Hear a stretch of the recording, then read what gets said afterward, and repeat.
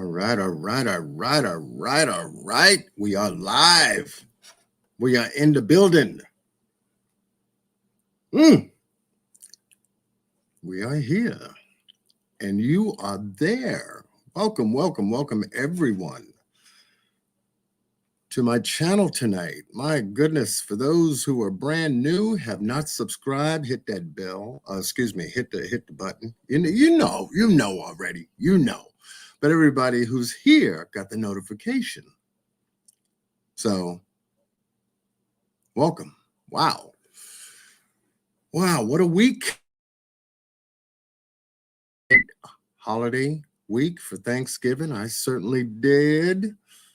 Man, oh man, when Thanksgiving comes around, let me tell you, people just, they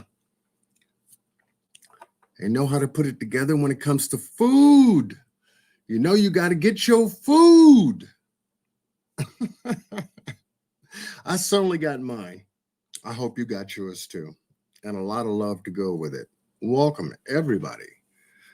Wow. Okay. So we are here tonight. Hey, let's see what we got in the building. Oh, we got Miss Lara Croft in the building.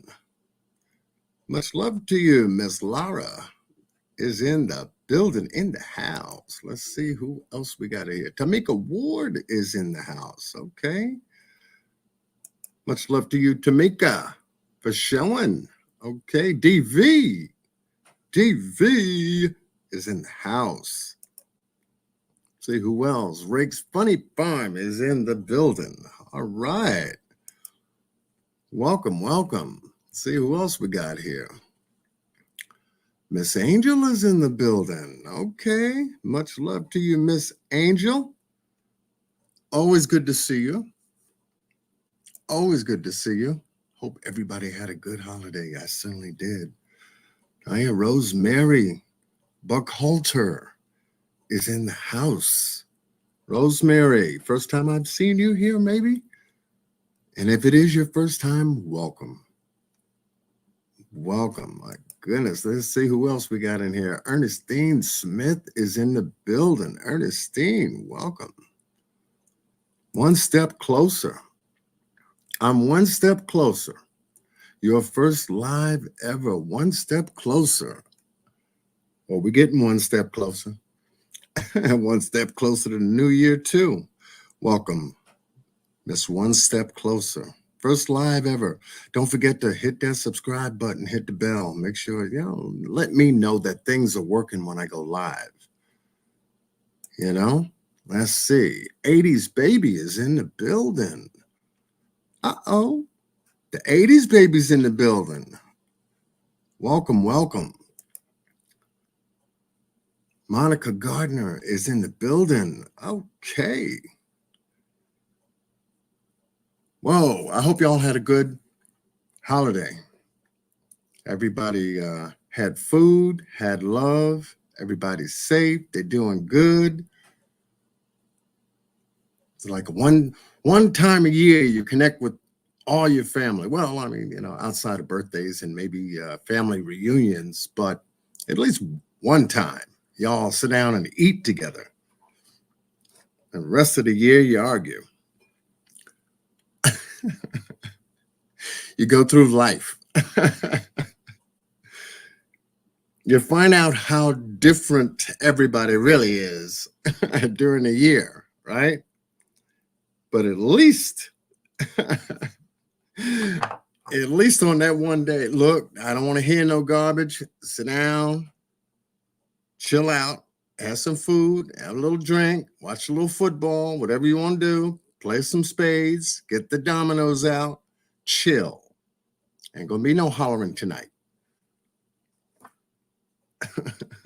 Ain't gonna stand for it. Absolutely. Absolutely. Let's see who else we got in the building. Kia Tompkins is in the building. Hello, Kia. Welcome, welcome. Yeah, you don't want no nonsense on no Thanksgiving, especially the day before. Well, you know what happens in the kitchen the day before Thanksgiving. The kitchen is in motion. It's got food all over the place. People are doing things in the kitchen, preparing stuffing and turkey and ham and sweet potato pie and all that good stuff. You know what's happening. That's off limits. If you're there to prepare, good. Get your hands into it. If you're not, get out. Go do something. You know how it is. Anyway, that's the way it goes. I mean, that's how I grew up. That's how I grew up. Knowing where you belong on Thanksgiving. Anyway, good to see everybody. Good to be back. And I know I've been offline for a little bit, taking care of me, taking care of the house, taking care of the bills, taking care of the business, taking care. You know what we got to take care of. It's an everyday thing. And God blesses us every single day. So don't take it for granted. There's some craziness going on out in this world. And hey, life is just but a moment. It's a moment.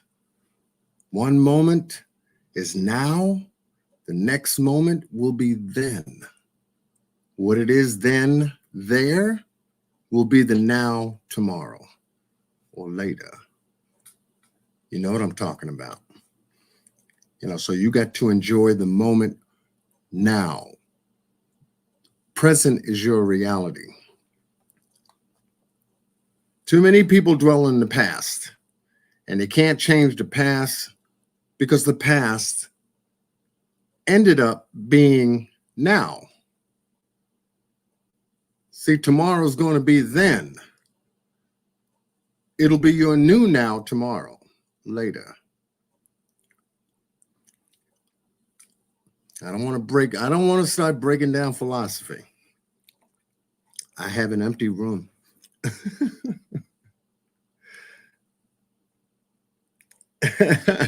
I'll have an empty room. John's in his room talking by himself. It's just what I grew up with, and as long as I've had my blessing to be here with you on this planet, you learn a lot. You see a lot. You hear a lot. And whatever it is you learn, you want to take with you. And you don't want to keep it all to yourself. You want to share it. That's why I got my platform. It's to share a bit of me, a part of me with you. And thank goodness that God gives me that blessing to do so. So I'm here with you tonight, and you're here with me. Thank you so much, all of you, for being here. I got some updates. I got some case updates. I was on the phone this week, and it's been crazy. It's been crazy. But I was able to get a few good things accomplished in terms of reviewing some casework that I've been covering here on my channel. And I was able to get a few pieces that I was able to come across. I wanted to share with you tonight and sort of bring you up to date on a couple of things. A lot's been going on. Truly a lot's been going on, and it's happening at a faster rate. No doubt. No doubt. Humongous is in the house. Hugh, what's up? Happy Thanksgiving. A little bit later, I'm going to say Merry Christmas. Welcome, Hugh.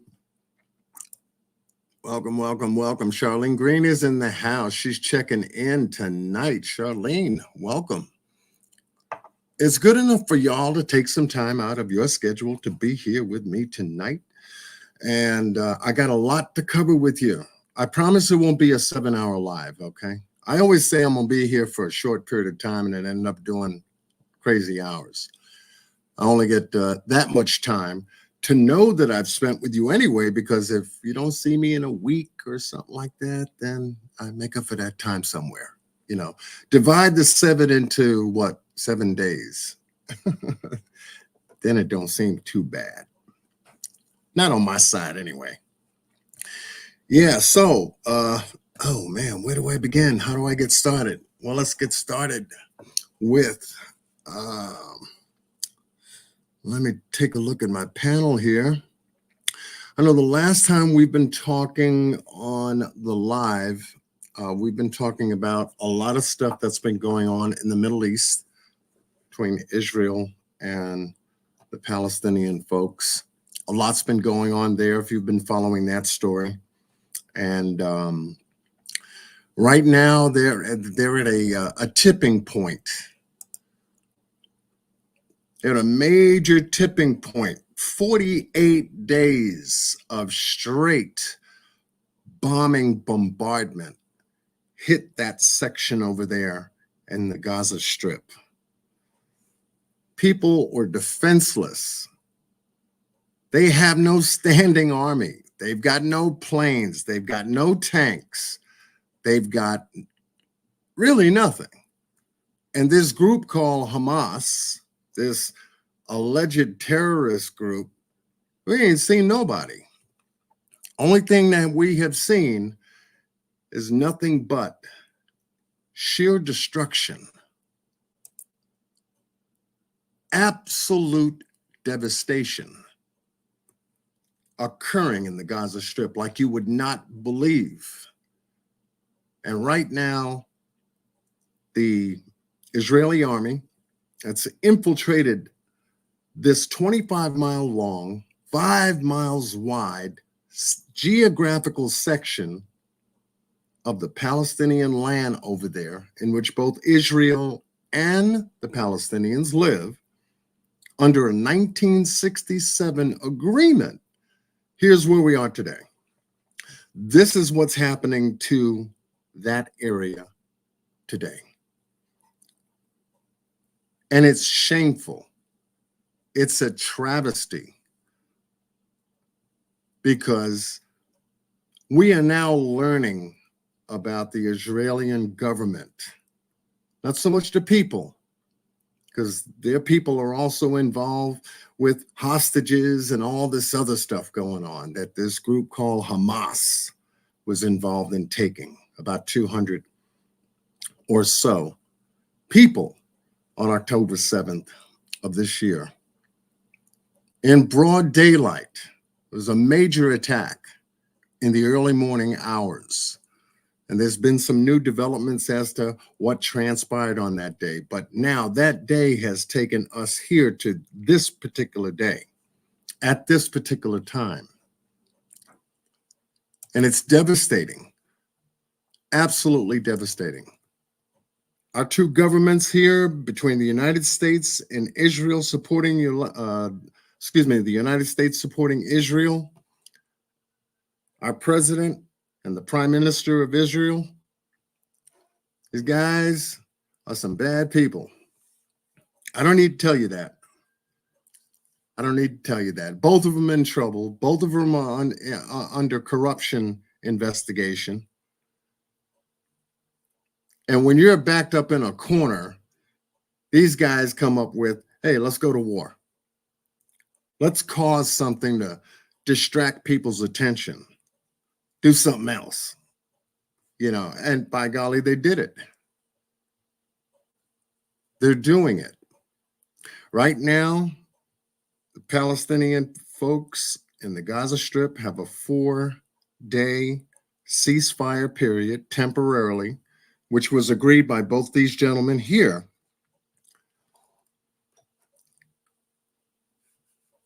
So that there would be a hostage swap. Israel's got some Palestinians in jail, well over 8,000 of them, and they agreed to let some of them go. Mainly women and children. And on the other hand, Hamas has agreed to let some of the Israel people that they had taken free as well. So there's a swap taking place to date. 39 Palestinians were released from jail. I believe there was a group of them. Let me see. Let me go to work here. Bring this up. Hopefully I won't drag and bring you at least the latest developments on this, just to get things rolling. Good to see everybody in the house. Good to see everybody in the house. Let me take these guys down here for a second. See if can you all see that? And type a 1 in the chat for a mic check. I meant to say that earlier. Just give me a good sound check. But here is the Harrods International newspaper. Show it to you right here. 17 hostages back in Israel, one in critical condition. Hamas seeks prolonged ceasefire. How long will that last? They say they got 4 days, so it's going to end on Monday. After this 4-day ceasefire has concluded, what's going to happen then? Will they renegotiate to continue the ceasefire and continue to swap the hostages? We'll see. But this is what's going on. Let me make sure I'm got to get out of here. Okay. That's what it'll look like.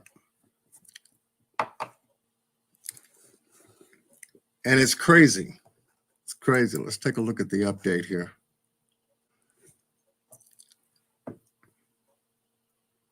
Just women and children.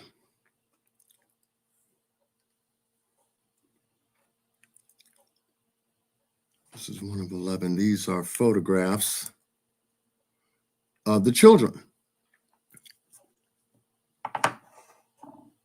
that were released by Hamas, that were taken on October 7th. In captivity all that time. So these families here, the ones that have their children back, oh, God bless them back. God bless them back, their children. No child and no one should be going through any of this to begin with. And it only goes to show you that between the Israeli government and the Palestinian Authority, these people can't talk to one another. These people cannot talk to one another. Had they sat down and spoke before all of this had taken place, none of this would be taking place. None of it. So it's telling us, the ones looking from outside in, it's telling us that these people can't talk to one another. And the only reason why is because, as we mentioned in the previous lives that I've done, they've got a long, long history of confrontation, altercation, and violence between the two of them. And it's over the geographical landmass over there in the Middle East. One claims that it's more theirs than the other, and vice versa.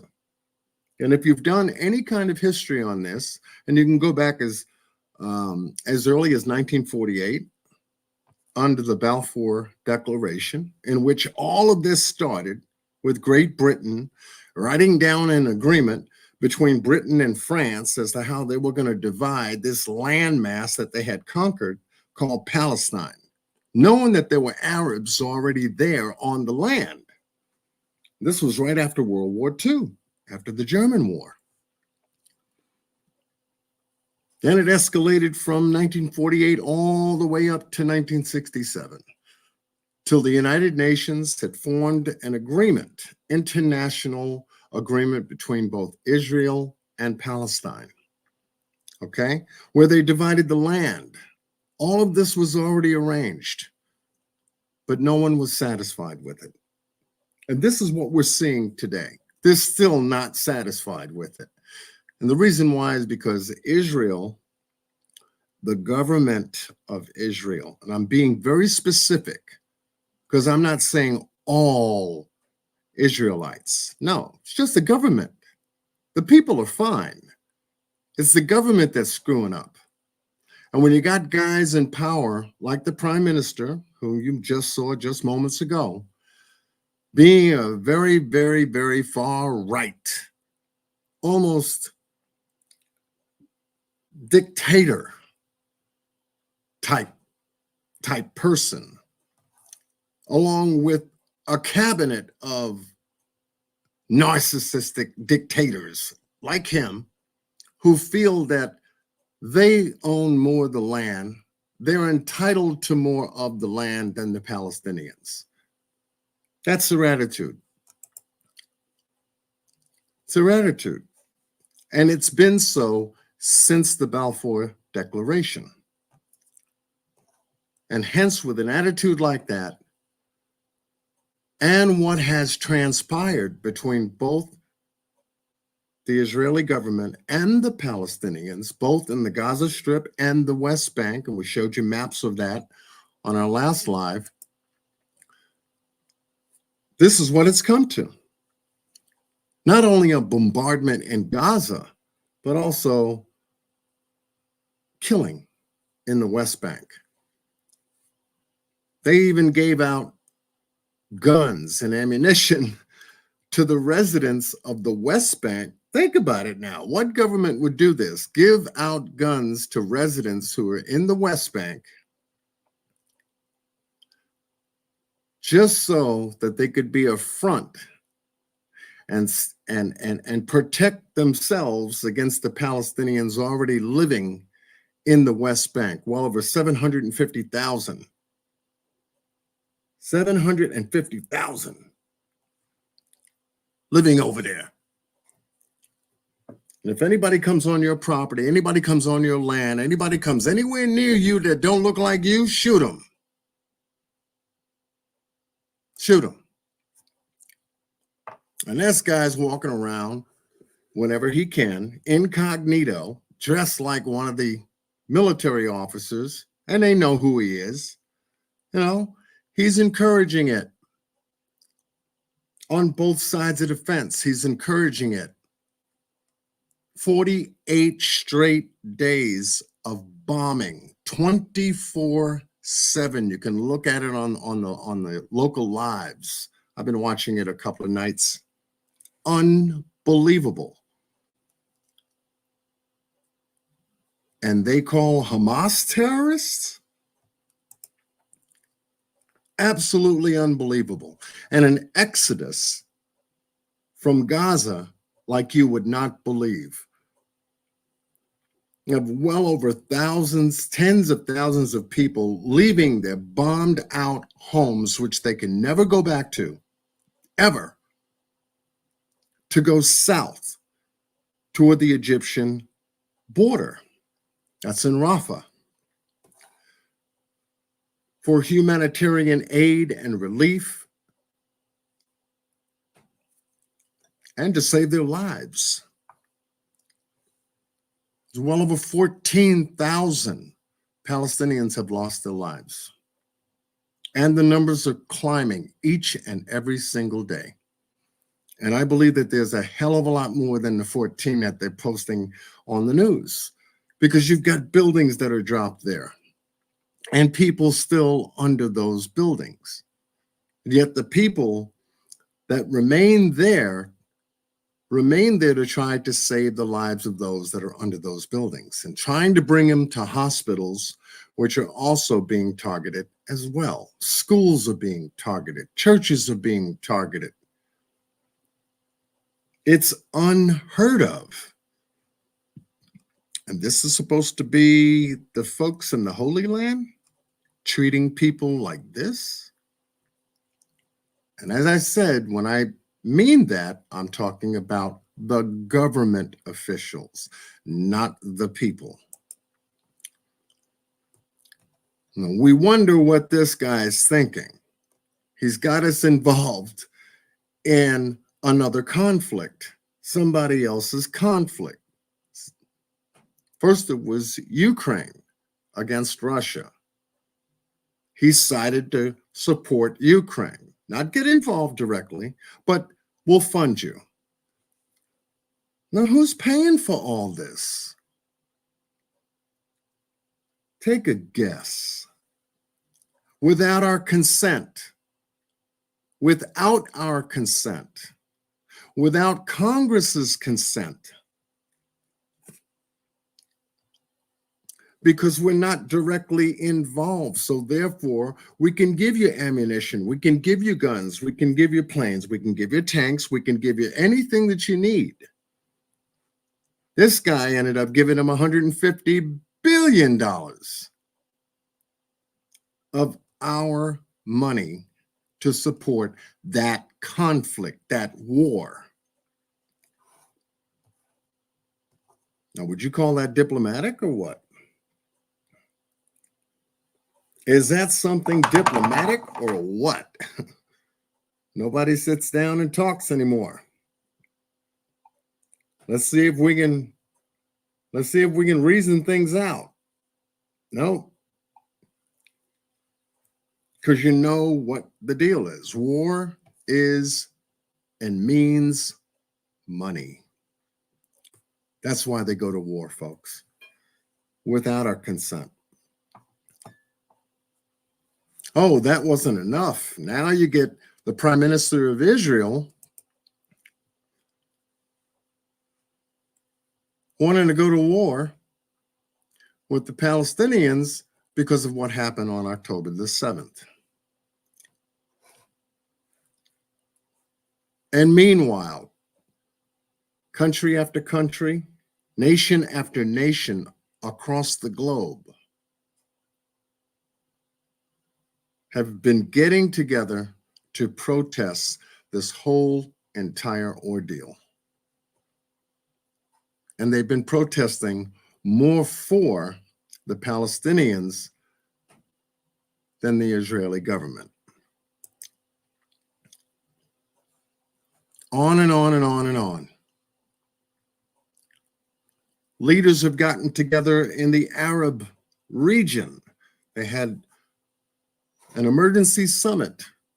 You got the prince over there in Saudi Arabia. He's getting together the prime ministers and presidents and all the leaders of the Arab nations to come together for an emergency summit to ask for a ceasefire and humanitarian relief for the Palestinians. And do you think that the prime minister of the Israeli government had any common sense to say, hey, this is getting interesting now? Never before in our history has the Arab nations ever gotten together for a meeting like that. Ever.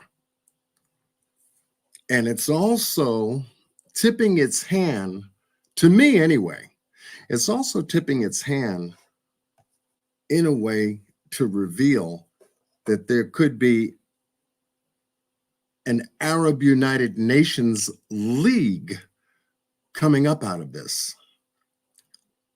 They're all separate nations, all separate leaders. People have their own different ways of living and taking care of themselves and everything. Coming together for the first time and maybe creating what we have here in the United States called the United Nations, doing it over there for the Arab nations as a defense against the US, Europe, and any other third party that we just may decide to, want to help out and go to war with.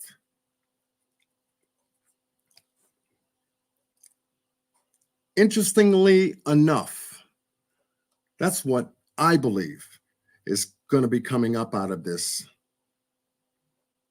Interestingly enough.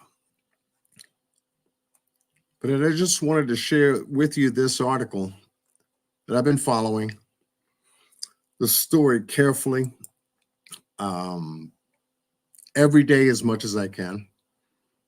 And just to give you an idea as to, where we are, what's going to happen on Monday at 7 a.m. I think it's 7 p.m., the cutoff time for the ceasefire is going to conclude. Supposedly. But before we even got here, let's see if I can find it. We were talking to you about this. And this was amazing because this didn't go away. Our borders. People are still coming across into the United States at the southern border to this day. Even still. People are not vetted. We don't know where they come from. We don't know who they are. There have been some stories about, huge amounts of fentanyl being brought over into our country. And it's phenomenal because it's getting worse and worse and worse every single day. And in fact, it's getting to a point to where, even where I live here in New York, it's getting to a point to where, people are really getting turned up by this. And there are a lot of things happening in various different states that are causing an endangerment of our society because of it. Blue Devil G is in the building. Miss Sunny, Florida is in the building. Welcome. Because they're just doing nothing for these people, but putting them up in hotels, paying for these hotels, tracking them in on buses, paying for the hotels, giving them public assistance, helping them with immigration issues, everything. $2,200 a month. That's what kind of public assistance they're getting. $2,200 a month, folks. Most people who've been living in this country who may be collecting some form or shape of public assistance don't even get that much. Don't even get that much. But here, they're giving them $2,200. They're giving them a hotel, place to stay. They're giving them resources like what are we? What are we? Are we the aliens? Makes you think that way. Why are they being treated so special? It's unheard of. But our borders are still left unguarded, still open. It's an endangerment to our country. In fact, let me show you this. Miss Oklahoma had sent me, if I can find it, had sent me something just today. Under what we had last spoke about, the FBI in front of the Senate committee, talked to them about the threats coming into the United States. Yeah, I'll show you. You know me, I like to put my receipts on the table.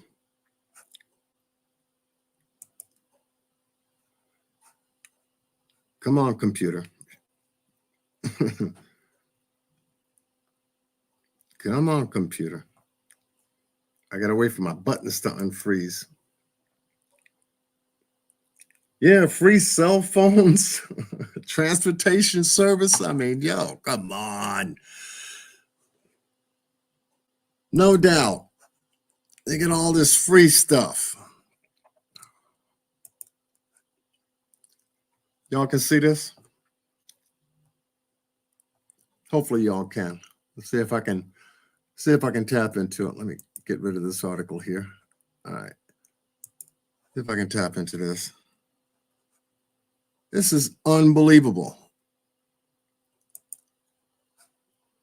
Unbelievable. We got a pro-Palestinian group posting a map of New York City targets. Hamas or another foreign terrorist organization may exploit the current conflict to conduct attacks here on our own soil. Some pretty incredible news coming out in the past 48 hours, and I've got some video footage you are not going to want to miss. As yesterday, we received word that a map of potential targets for attack in New York City was released on social media. It was immediately after taken down. However, in this video, I'm going to be sharing with you a screenshot and the latest updates coming out on this. And if you know anybody in the New York area, please share this video with them so they can see exactly what's taking place. Now, this comes as we had received warnings from the FBI that there could be potential attacks coming to the United States. They believe that there are sleeper cells here ready to orchestrate a coordinated attack on U.S. soil. Now, we received word that there were so many in New York that it could not be mapped out. However, we now have this map I'm going to be sharing with you of some of the targets that they mentioned. Now, in addition to that, the day before, Wednesday, November the 15th, FBI Director Wray came out again and reconfirmed that they are taking very seriously potential attacks coming to the United States. They believe they are on the way. Now, as I mentioned, I'm going to be sharing with you the latest headlines and video footage so you can see it for yourself. And many are saying that if these attacks take place on U.S. soil by Hamas is funded by Iran. There are already tensions rising around the Middle East between the United States and Iran, and that this could lead to World War III.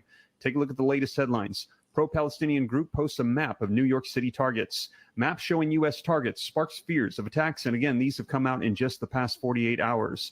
FBI Director Wray says terrorist groups inspired to attack the U.S. due to the war in the Middle East. A rogues gallery of threats made against the U.S. since Hamas's attack on Israel, the FBI director says, as they're saying individual physical attacks could take place inspired by what's going on. And here's the official statement released on November 15th by the FBI director to the House Committee of Homeland Security. But as I mentioned, I'm going to share with you the actual video footage so you can see it for yourself.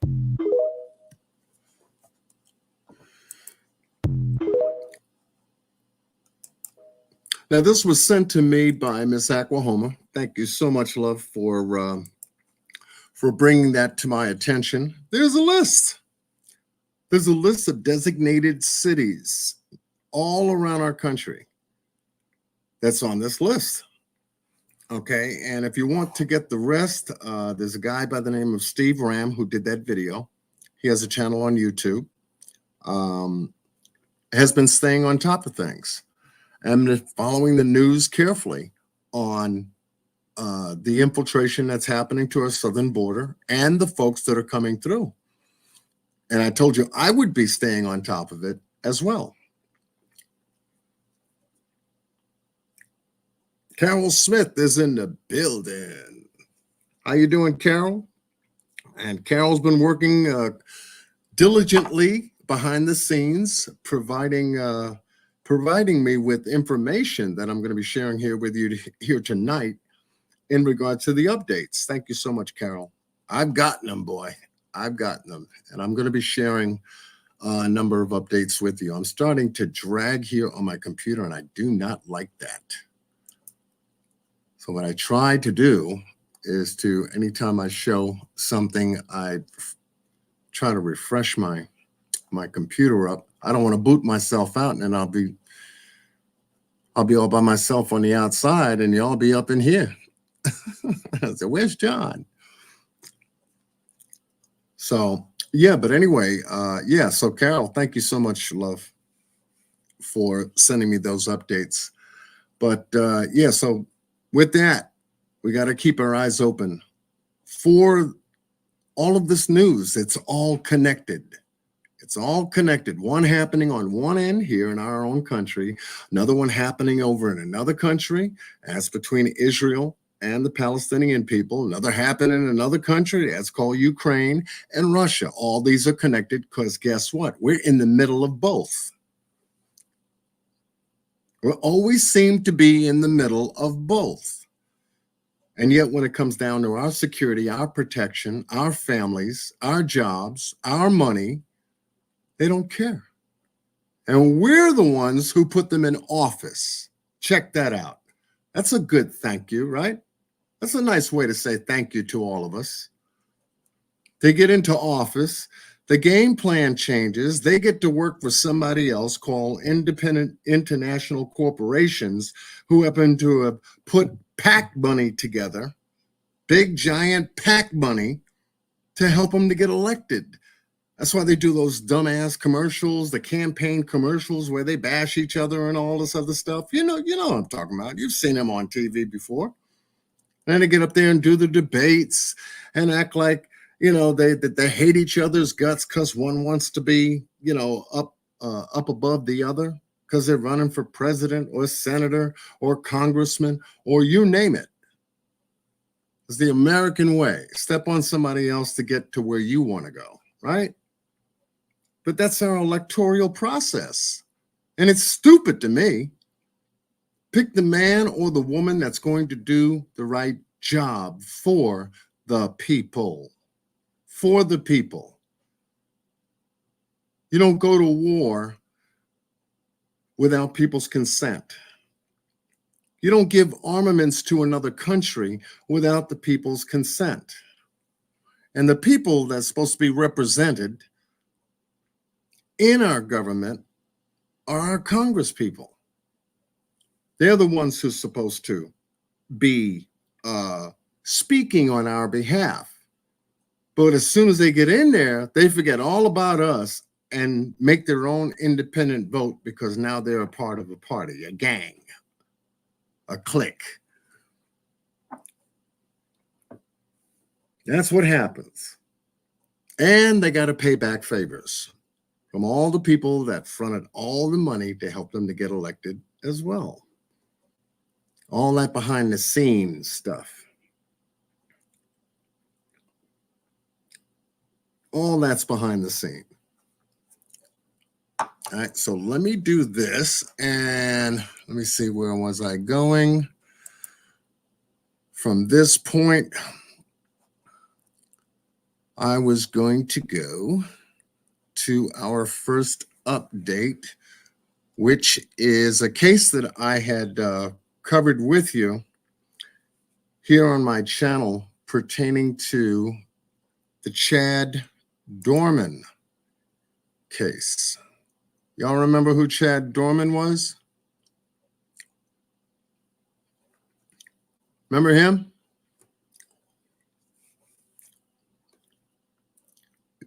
Remember this guy? Type of one. If y'all can still hear me. This guy out of Ohio is responsible for killing his 3 sons. 3, 4, and 7. And I've been following this case. We do have an update on this. And this is a very sick case in and of itself, because 3 children on that day, because of him, ended up losing their lives.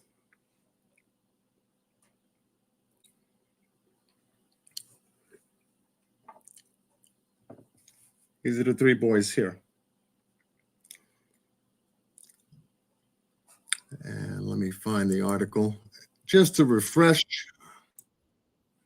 give everyone a little bit of a refresher here. See if I can go ahead and attach this. Bring you up to speed.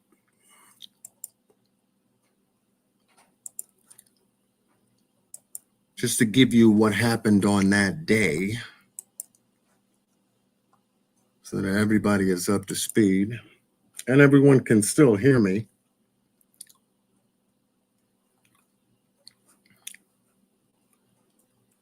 Go ahead and wait for my computer to give me a green light here. And I think I have it.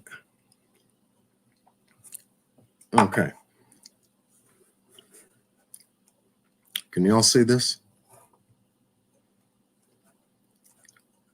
Oh, my computer is really going to work on me tonight. Here we go again.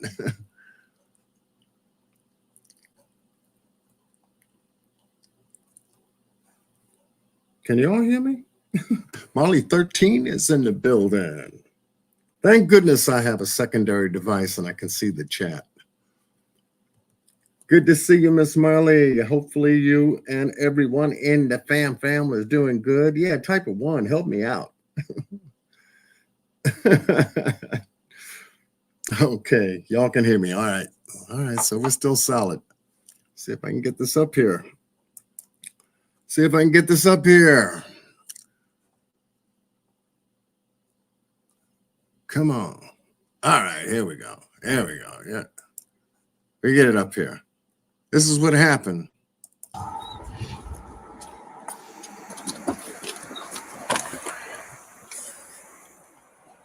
Police arrived on a 911 emergency call. Shooter's on the porch. Get him right here, right here. You got him on the porch. We've asked, that's the last place we've been told. You show me your hands now! Stand up and walk towards us! Stand up now! Walk towards us!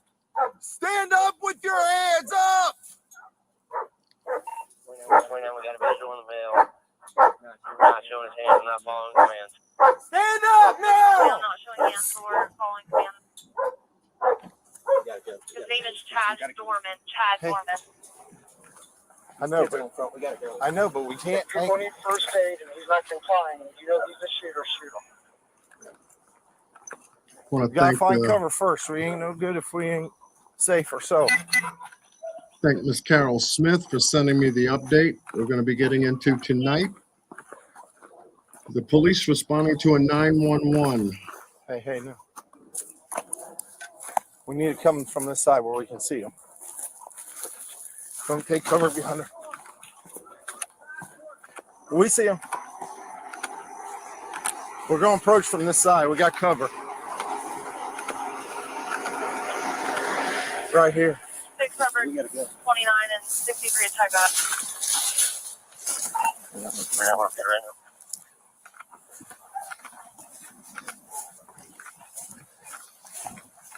The police are now approaching him. Show us your fucking hands now! Stand up! Stand up! Stand up! Stand up now! Stand up! Stand the fuck up! EMS to stage and air clear. Try to go ahead and fly whenever any units can advise. Get your hand out of here. Tell me 21. It's in the air. There's guys to confirm that there's people that need first aid, and that's the shooter. He's not complying. They need to take care of him. I got it. Now they get this guy down, snatch him off the porch, off the front steps, as you saw there. He had a .22 long rifle right beside him. Two approaching officers, fully armed to the T, approached him and snatched him and got him down. They have to shoot him and shoot him. Man, I ain't trying to hurt nobody. I'm completely. Meanwhile, that black box over to the right is covering one of the children and the mother of the child he had just got finished shooting. 63, we're 21. Get the EMS over here. Well, I do drugs real quick, but I don't do drugs now. I'm sober. I'm not trying to fight you. 63. Get your butt inside. Yellen, get your butt inside. We on primary? Now. 29, we got 3 kids down. 3 kids down, 16 down. Yellen. 63, we're 21. Knock Have it off. EMS respond over here. You're clear, they're being advised. Robert 34, just started mass casualty response. 63, do you want them to respond to the Laurel Lindale address? Where exactly do you need them? We're right in the front yard.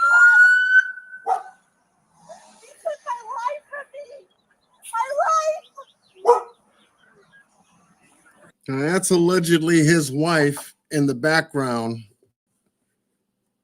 stating that you just took my life from me, screaming because of one of the children being right there on the front lawn, shot down. Well, luckily, police were able to get to this situation not only on time, but get to him in time. Now, she's been shot as well, as you'll soon find out.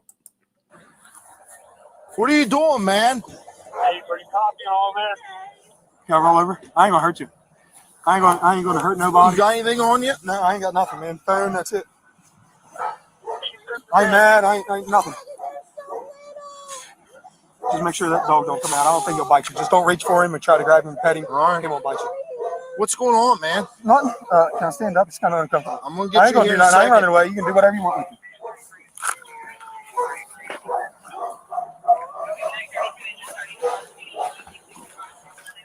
This is Chad Dorman. I'm not going to hurt you. I'm not going to do anything. I'm not going to fight you. I'm not going to run away. Well, of course you're not going to do that. Obviously. But as you can see on the back of his shirt, it's got blood stains here. Most likely from his wife, whom he had shot, trying to protect one of the children from him on the day that he went on the shooting spree.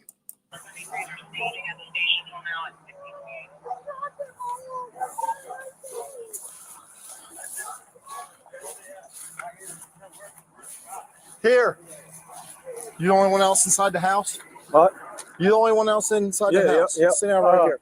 My daughter, she ran over to the fire department. Sit down. It's my stepdaughter. Put him in the cage. Now, the daughter that he's talking about is his stepdaughter that ran off the property when he went on a shooting spree, ended up going to the fire station. They ended up calling 911. 911 responded. I wanted to bring everybody back up to speed on this particular case because this was just horrific in and of itself. Absolutely horrific. And once again, I want to thank Ms. Carol Smith for keeping me posted on this particular case, sending me the updates. Let me find that clip because this same dude appeared in court. We're going to bring that update to you now. And Court TV was able to be very thorough in their coverage of this case. And we're going to take a look at what Court TV was able to cover based on the update.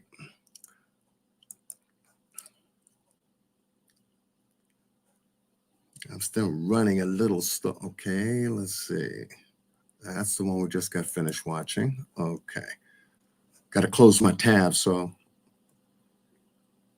maybe it'll speed things up on my side so it don't freeze up. You know what I mean? Oh, yeah. Yeah, she's definitely going to need therapy for the rest of her life. All right, so let me go back into my mode here. Get this set up for you. Thank you so much, Carol. Do awesome work in the background. Okay, I think I got this set up right. All right, so let's take a look at Court TV's update. You felt like he was just angry, generally speaking. He was every day. Heard him. There wasn't a day he didn't yell at his wife and kids out there. What would he yell? All kinds of shit. He was just angry. He knew what he was doing. He planned it. It was premeditated. He shouldn't have a bomb. He should never see daylight again, ever in his life. And I think they should execute him the same way they did the same way he did his sons is the way he needs to go out. And they may. He is facing the death penalty. That was Chad Doberman's former neighbor. Doberman is charged with one of the most horrendous crimes that we've really covered here at Court TV. The alleged planned execution-style murder of his 3 sons, ages 3, 4, and 7 years old. Let's take a look at some of the body cam footage from when Doberman was arrested by police. It may be hard to fathom because he's so calm. But the video that we are about to show you is from just moments after the alleged murder spree. What are you doing, man? Hey, are you copying all this? Can I roll over? I ain't gonna hurt you. I ain't gonna hurt nobody. You got anything on you? No, I ain't got nothing, man. Phone, that's it. I ain't mad. I ain't nothing.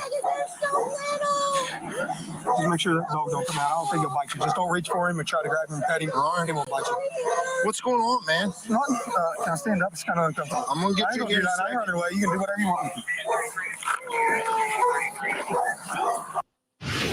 The Doberman was in court today for a motions hearing ahead of his trial, which is set to begin July of next year. It's important to note he is facing the death penalty, which has become a rather complicated issue in Ohio. Scripps News Cincinnati breaks it down for us. Death penalty cases are different than any other case that you will find in Ohio. Now, it starts normal enough with a jury trial. If you are convicted there, that's where it begins to be unique, because then the jury is asked whether you deserve the death penalty or not. If they say yes, a judge still has to sign off on it. If he says no, you get life in prison instead. But in today's system, even if you get through all of this, it's not clear whether you'd actually be executed at the end of it. Chad Doberman faces the death penalty for executing his 3 boys, 7-year-old Clayton, 4-year-old Hunter, and 3-year-old Chase. You ripped the child from the mother's arms. Put a bullet in his head. If convicted and sentenced, Doberman would go to death row. In March, Attorney General Dave Yost called the system broken, as no inmate had been executed since 2018. I mean, it's still in full effect, and it's still the law in Ohio. Mark Crumbine has defended capital murder cases for decades and acknowledges the current system has significant issues. Lethal injection, drug shortages, and political opposition has slowed the process. There could be another governor in the near future that might say, hey, let's speed it up. New drugs that cause people to die that are more accessible. Some of the problems could end. Both Governor Mike DeWine and Yost called on the legislature to act. Is there any legislative fix in your eyes? Well, there probably are some legislative fix. They could, but there again, there's a lot of division. The root of it is there's so many people that are strongly against it and so many people that are strongly for it. When asked about the delay of executions in Ohio, Tucolvi promised to forge ahead. Let the facts speak for themselves. He slaughtered his 3 children in the most brutal fashion you can imagine. Now, I've reached out to both the AG's and the governor's office to see if they have a comment. Yost was not available. DeWine's office did not respond. Sean Delancey, WCPO 9 News. Now, what complicates this, I mean, clearly, with witnesses, clearly with the testimony of his own wife, whom he shot, the neighbors who heard the gunfire, and also witnesses to that event, okay, clearly put him on the spot as the shooter. No doubt. Okay. He goes to court and pleads not guilty. His defense attorney informed him that if you put in a not guilty plea, maybe they could work something out and get the death penalty off the table. And that's what the twist is in this. And now you have the state of Ohio, based on their legislation, okay, how the laws are written there. Yeah, to take this case, it goes to a jury trial. They believe that he should get the death penalty. Okay, it puts it on the table. It goes to a judge that has to sign off on it. Okay, whether it is going to be deemable or not, this is left in the hands of a judge. If the judge rules in favor of the death penalty, then it'll go to stage 4, which will obviously cause a sentencing of the death penalty and a date for it. But you see how the process begins to slow down and drag, knowing that there is solid, secure evidence against this man who killed his own children. Crazy. And as we look ahead, Chad Doerman's capital murder trial is set to begin on July 8th of next year. All right, let's bring back in the tank. Al 1 to the 3rd, Darrell Crosland and Darnell Crosland, and Jennifer Brandt are still with us. And Darnell, I'll start with you. Not all guilty pleas, not guilty pleas are alike. He pled not guilty in this case, but got a confession. And the story is pretty much he planned this thing. He executed them. The wife tried to stop him. And so if you want to say you were somewhere else and she tried to stop him, he got rid of her, not killed her, but got her out of the way, continued the killing. Why a not guilty plea in this case? What's the thinking here? Yeah, so not guilty pleas pro forma. So you're always going to plead not guilty because you can't work it all out in the first moment. So you plead pro forma not guilty, and then your lawyers could either do a change of plea to guilty by reason of a mental insanity if that bears out, or whatever other reasons come out. Also, it gives you a chance to look at the discovery and not have a sentencing. Once you plead guilty, you're staring down the barrel of a sentencing. But you can work things out. You can see if you can get it down to manslaughter. You can negotiate the pleas. A lot of things there. But in terms of the jury here, most places have to have what they call a death penalty certified jury, which means if the juries can't come back with a death verdict, they can't be on the veneer person cannot be on the jury. So if they're death certified, then they go to the second step, and the judge has to find that it's in best, it's in the court's best interest to certify or to grant the death. So there's different layers to it. All right. So speaking of that jury, Jennifer Brandt, cases like this, you get tons of paperwork, tons of motions. There's a bunch here that involve, or the ones they were listening to today, or entertaining. So what he just got finished sounding like he said that by pleading not guilty, they could put and perform a workout to try to decrease the charges in this particular case, in this particular state of Ohio. And that's crazy. You know, so now he's got to go through a medical evaluation, a psych eval, to see if he's crazy, therefore that he can turn around and plead insanity for what he did. Or if he's on any kind of psychotropic drugs, is on any kind of long-term medication, et cetera, et cetera. So this whole process is still unfolding And his trial date is set for next year in July. And it's like, okay, you can't make this stuff up. You cannot make this stuff up. Pending today involve the jury. One of them, they want the jury pool, this is the defense now, Jennifer, to include convicted felons who have served their sentences. That's a new one on me. Convicted Maybe they think felons. they can curry some favor there. I don't know, but what are your thoughts? I think that's exactly right. I think that they might be someone like that, might be more sympathetic to him. I don't think anyone can understand this crime and understand what happened, but maybe they would, have some sympathy. Maybe somebody he could possibly relate to. We don't know what his story is going to be. He did plead not guilty, so there's some kind of defense that he's going to put up, and we don't know what that might be, but I guess he's looking for people that will be more sympathetic because most people would not in this situation be very sympathetic for him. I'm going to be hard pressed to find someone to be sympathetic to him. Al, what's interesting is there's been this trend in the defense bar to really start taking control of language in court. One of the motions in this case says they want to prohibit the court or anyone involved in the case from using the phrase guilty phase or guilt phase. We hear that all the time in these types of cases. You get the guilt phase, the punishment phase. They feel that's just too suggestive. I think it's an interesting argument. That is an interesting argument. I mean, it's certainly a better argument than trying to get like Holocaust perpetrators on your jury.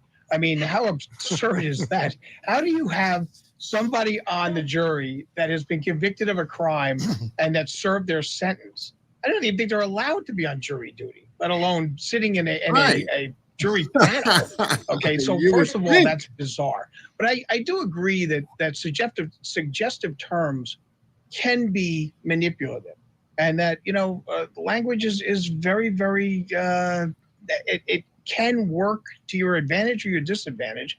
I don't necessarily have a problem with it. You mean to tell me that they have nobody? No, I wouldn't be able to say it, but it's just making me want to say it anyway. They don't have any non-felons in the state of Ohio without criminal records to be a part of a jury,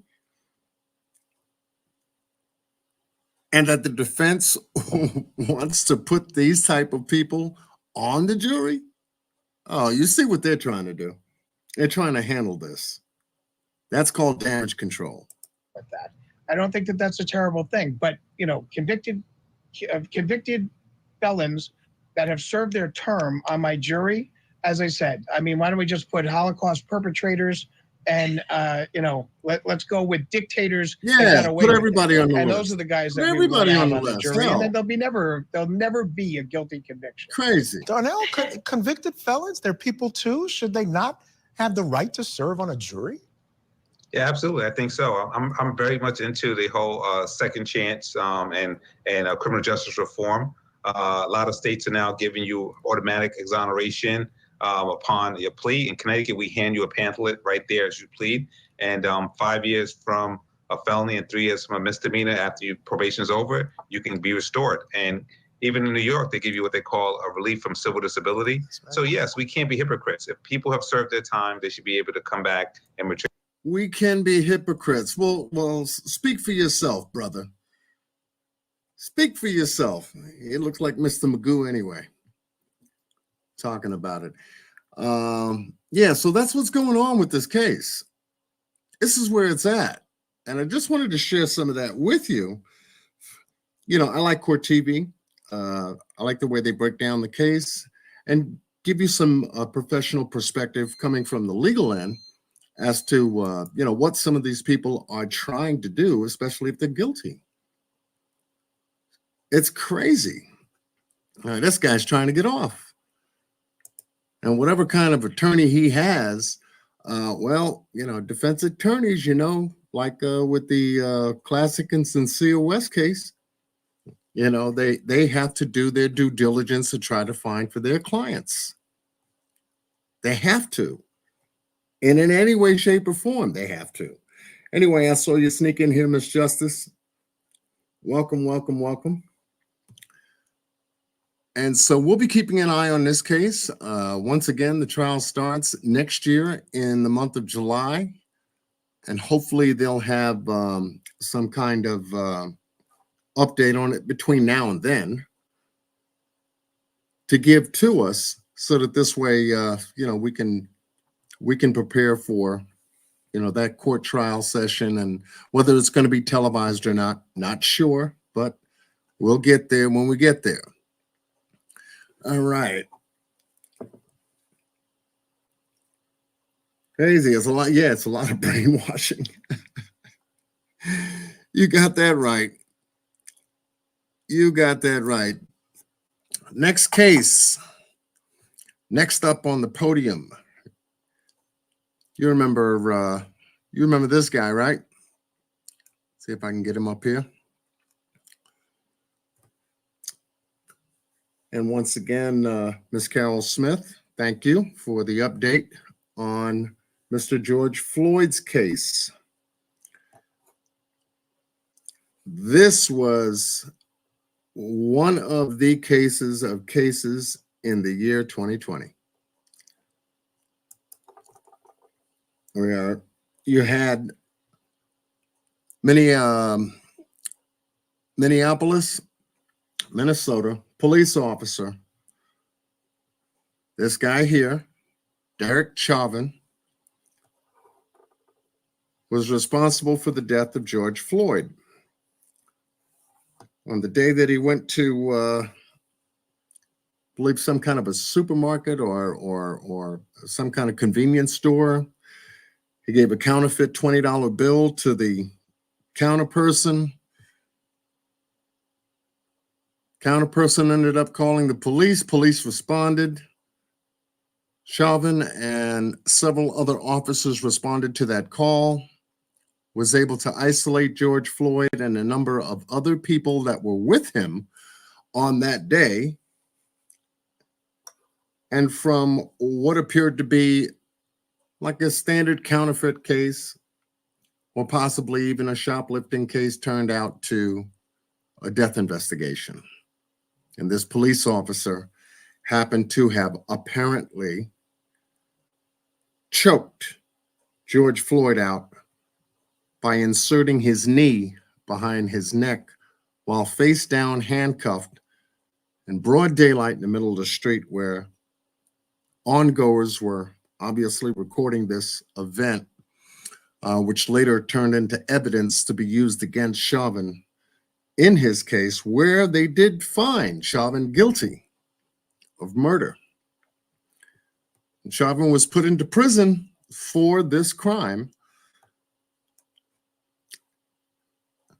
Well, rightly so. And I believe Boss Blake and myself covered the actual verdict trial. We were on Verdict Watch and was able to look at this guy's face while they handcuffed him and took him out of the courtroom to go directly to jail. Do not pass go. Do not collect $200. No hotels for you. All right, let me see if I can find it. Yeah, this guy was a piece of work. I'm bringing it up for you right now, folks. Just bear with me.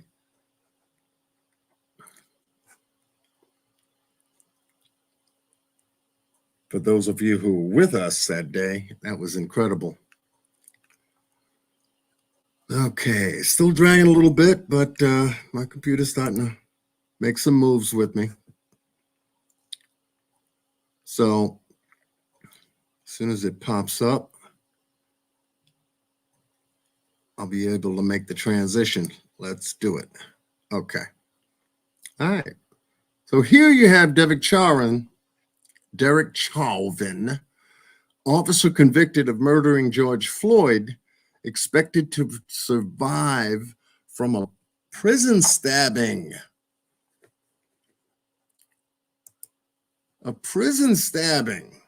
Chauvin was hospitalized on Friday following an assault on a medium security Federal Corrections Institution at Tucson. That's in Arizona. Go figure that one out. I think this is a short clip of the update. It's 23 seconds long, but let's see what she's going to say.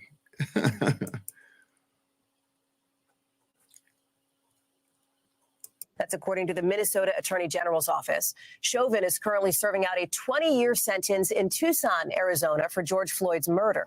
Chauvin's attorney tells the Associated Press that no one in his family has been able to get an update from prison officials on how he's doing.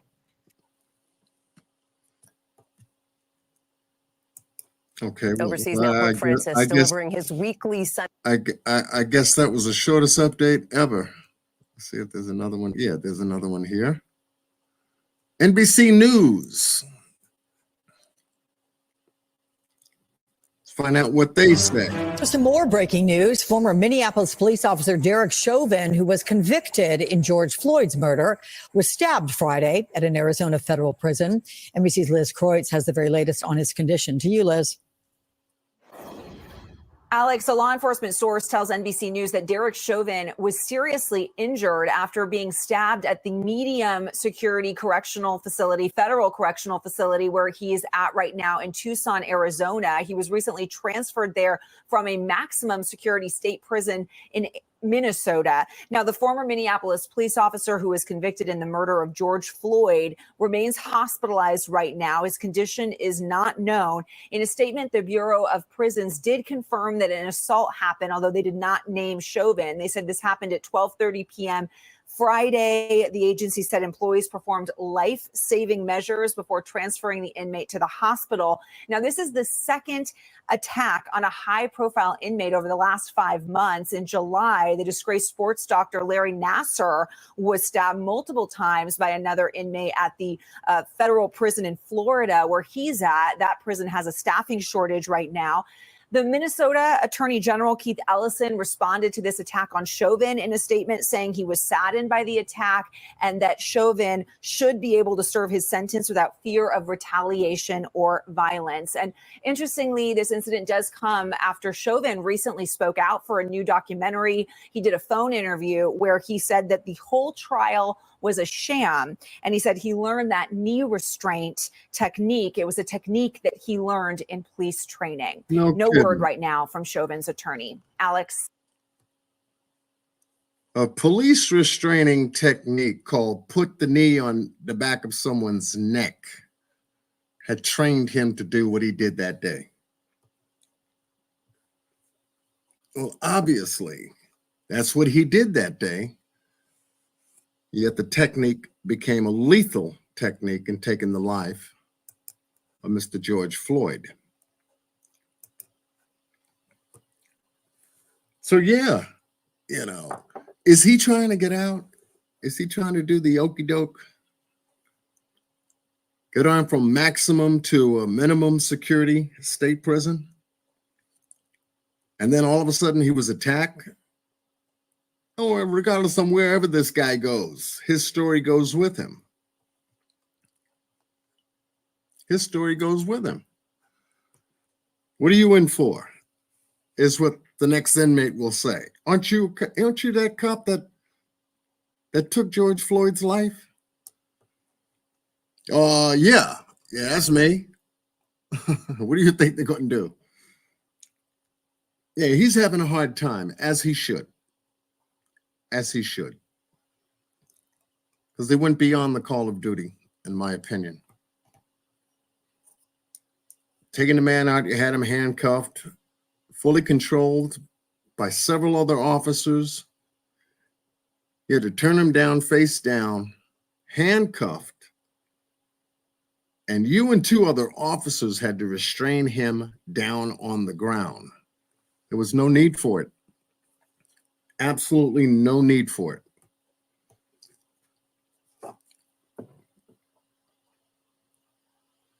Yes, Carol, I got that.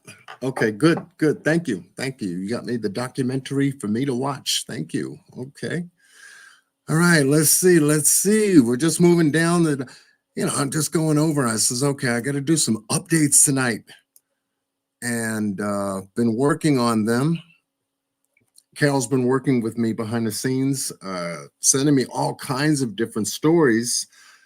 Some of them I'm looking at to post on upcoming lives coming in. They're crazy stories.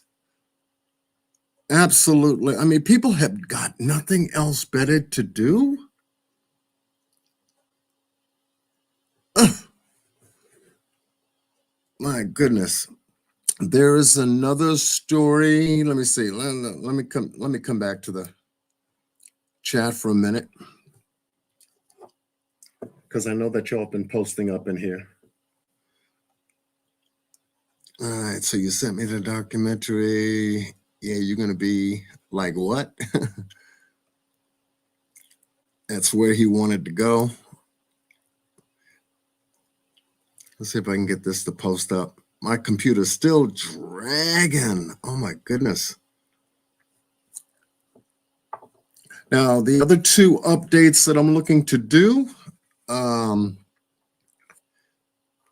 not going to be doing alone.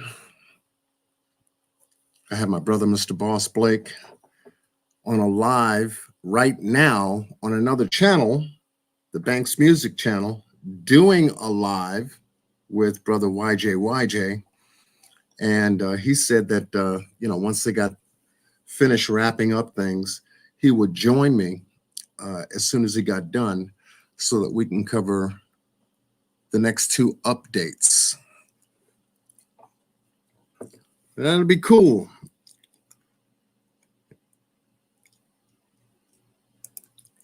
What'd you say, Miss Carol Smith? What did Carol Smith say here? Some things came out on the documentary that was never shown. Really? Really? Okay. Did he say anything different, or was there additional evidence that wasn't presented in court? Now you got me curious about the documentary. You got me curious now, Carol, about the documentary. I will be looking at it. Most certainly.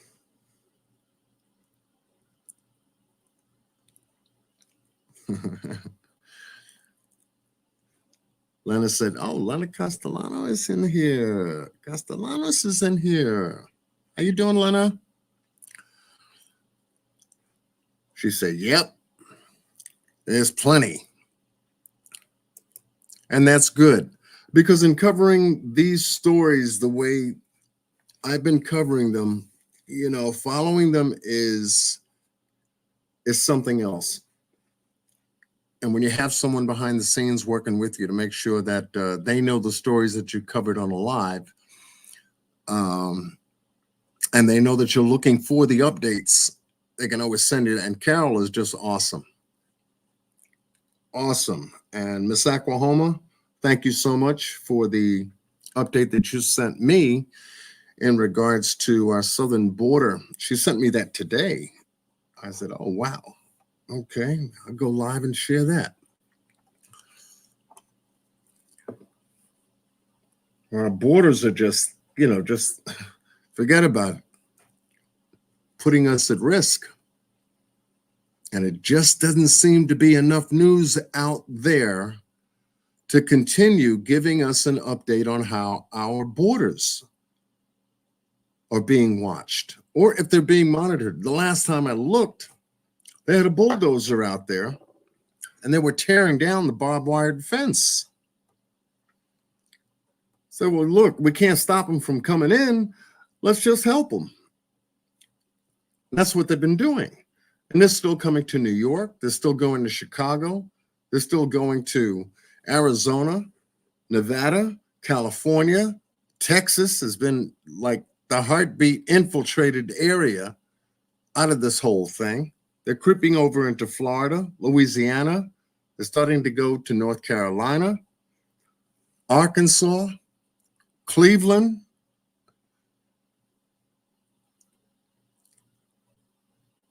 And it's like, okay, and nobody's doing anything about it.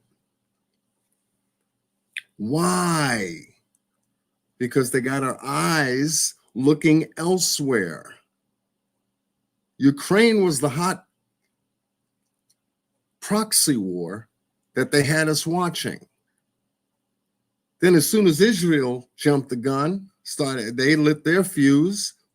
Now they're going to war with the Palestinians. What happened to the Ukraine story? What happened to the border stories?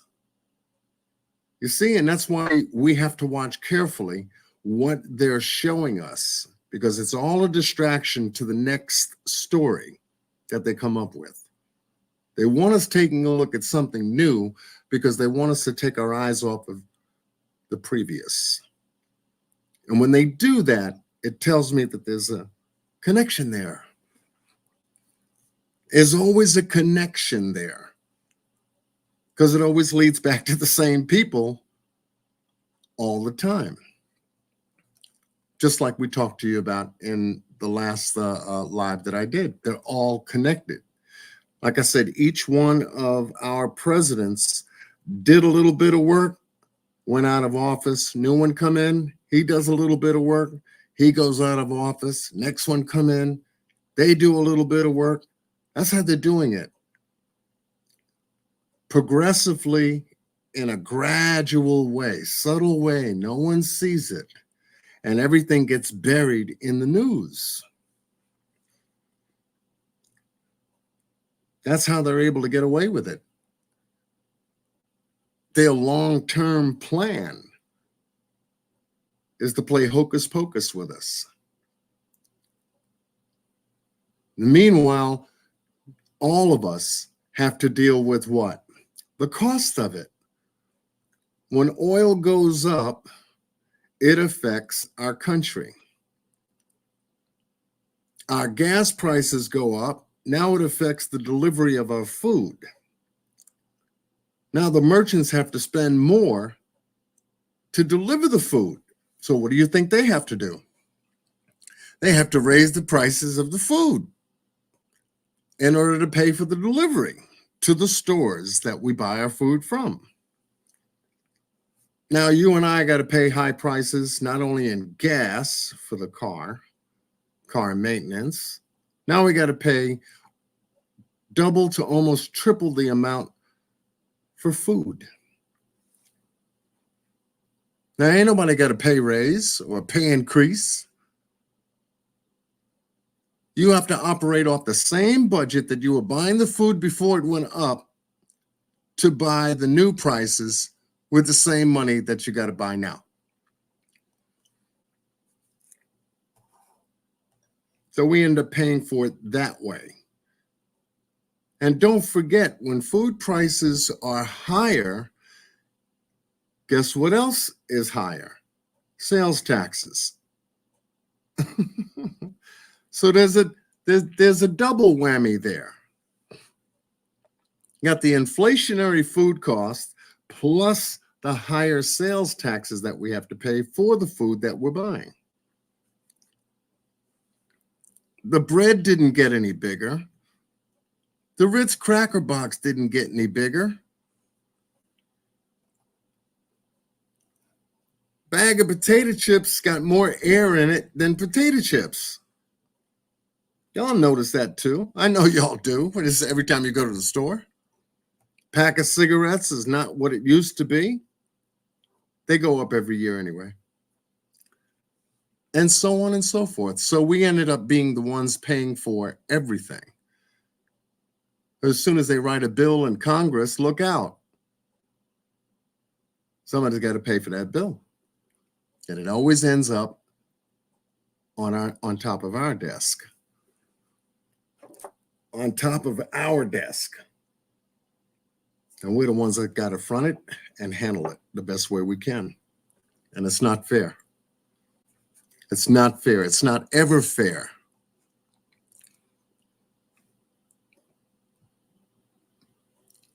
Let me go ahead and close this. Close that, free that up. Let's see. All right. I think we're getting down to it now. So let's see if I can come back to the chat over here for a second. Yeah, I mean, it's wild. It's wild. Yeah, I got you both going. Carol, something else. Carol, much love to you. That's some good research right there. Good research. And the original police training manual was by Derek's mother.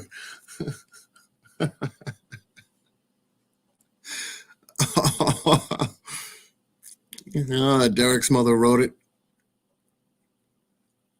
Oh my God. So, I mean, it's hard to believe we live in these strange days that we do. And we're getting ready to go into 2024. New year. And I believe that there's going to be an escalation. Escalation over in the Middle East, escalation from the Ukraine. That didn't go to sleep, folks. That did not go to sleep. I think the president of the Ukraine is going to come up and figure something out. I need to get the United States' attention back. I got to keep going. I got to keep things going with Russia. Maybe if I did something to get their attention, who knows? But you figure he's looking for some money. He's looking for ammunition. He's looking to take care of his country the best way he can. But everybody's got all their hands and the money going into one pot right now.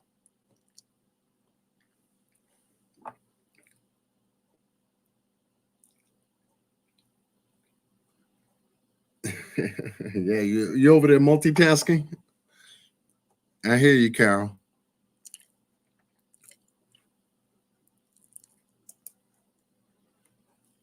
Everybody's got their hands all in one pot. And we know where that pot is. And it's getting hot over there. What happens Monday, we will find out. But if they resume bombardment of the Gaza Strip, like I feel that they may, and there is no continual ceasefire, and we're going to start to see the other countries in that region start to flare up as well. Hezbollah, the other group like Hamas, is starting to flare up as well. And they're just in Lebanon, right up top north, just above Israel. That can start some junk too. As well as Yemen. There's a third party out there called the Houthis. These damn names they come up with. Houthis and Hezbollah and Hamas.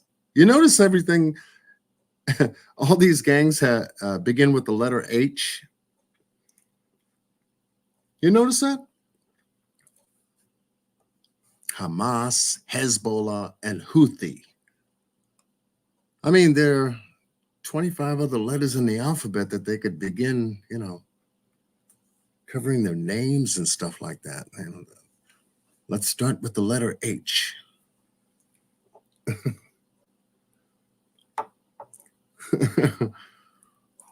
Let's start with the letter H. I like the letter H. Who knows who the fourth group is going to be with the letter H? But all these groups out there is going to start to flare up. And when they do, all it takes is just one person to make a mistake with any kind of munitions or even a communication and get the wrong message, put out the wrong message, and that wrong message is received by somebody who can push a button or who will create a bigger mistake than the one that was made. And we can find ourselves in a whole different world in a moment. Because that's what life is, remember? It's all a moment. In a moment. So all these people have is a moment. So anyway, I'm going to try to see if I can do this because I'm dragging back here. I noticed that you guys got comments going on, but every time I use my mouse to click over the comments, it's just not posting, and I'm not liking it. I'm going to see if I can do this without losing you. All right. If the live gets cut off, I will definitely try to come back because I've got to do it. I've got to do it. I don't like not being able to work my console the way I need to in order to flow through my live. So I'm going to see if I can refresh, and hopefully I can come back and we can resume and everything will be okay. But right now it just seems like my computer's just dragging. I've been collapsing my tabs so that this way I don't have too much going on, but it doesn't seem like that's helped at all. So just bear with me. If I got to start another live, I'll come back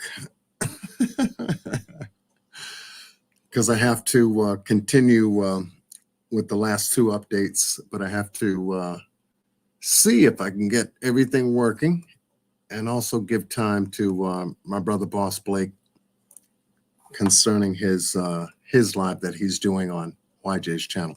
So let's try this. Keep your fingers crossed, folks. Keep your fingers crossed. Hopefully I'll be able to jump back. All right, here we go.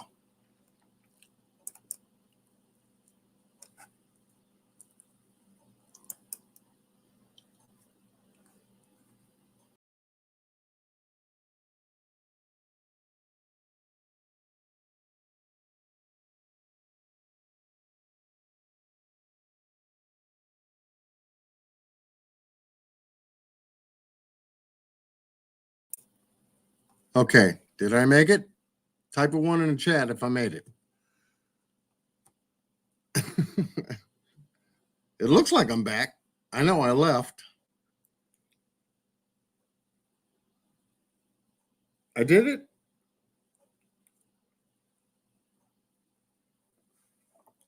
Okay, I did. Okay. Oh, man, that bugged me out. Let me check the comments here. All right, let's see. Cal said Hamas, however, you spell it, I think, of the food. Oh, yeah, that's much better. Have you checked all your updates? Yeah, that's much better now. See, I can zip through it now. I was like, I'm pushing the button, but nothing's happening. And you cleared your cache and your trash folder. Yes, Carol. Yes, Carol. I've checked those things too. There we go. So we got 1. Carol Smith says 1. Rake's Funny Farm says 1. Okay, cool. See, it's much easier now. As Justice said, well, okay, I did it. Okay. I did it. Tamika says 1 too. There we go. Yeah, that's much better. That's much better. Yeah, because I said if I get cut off, I know I did this the last time and I left you guys here with Boss. DV is still in the building. DV is here. Okay. Yeah, the last time I did that, I left the building and Boss was with you. And what do you want me to do, John? I said, well, you've done lives before. You know what to do. So, oh, man. All right. So, here's what I can do. Oh, I wanted to share with you a phone call. I did have a phone call recently with Mr. David Robinson, father of Daniel Robinson, 25-year-old geologist who went missing 2021 of June out in Buckeye, Arizona. I was able to speak with him on the phone. We had a nice conversation in regards to doing an update. Now, I know I've been promising you guys I would be giving you an update. There are certain parts of the update I don't have, and only he can answer.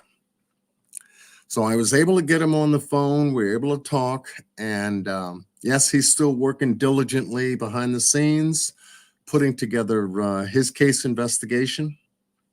All the evidence that he was able to gather is working with a group of people that are working with him quietly, silently, making moves on behalf of his son, Daniel Robinson. Still looking for him. Now, there's a 56-page police report that I've been going over. There is some case evidence that he is taking a look at concerning Daniel's boots and Daniel's clothes, on how they were left out there with Daniel's Jeep on the day that he went missing.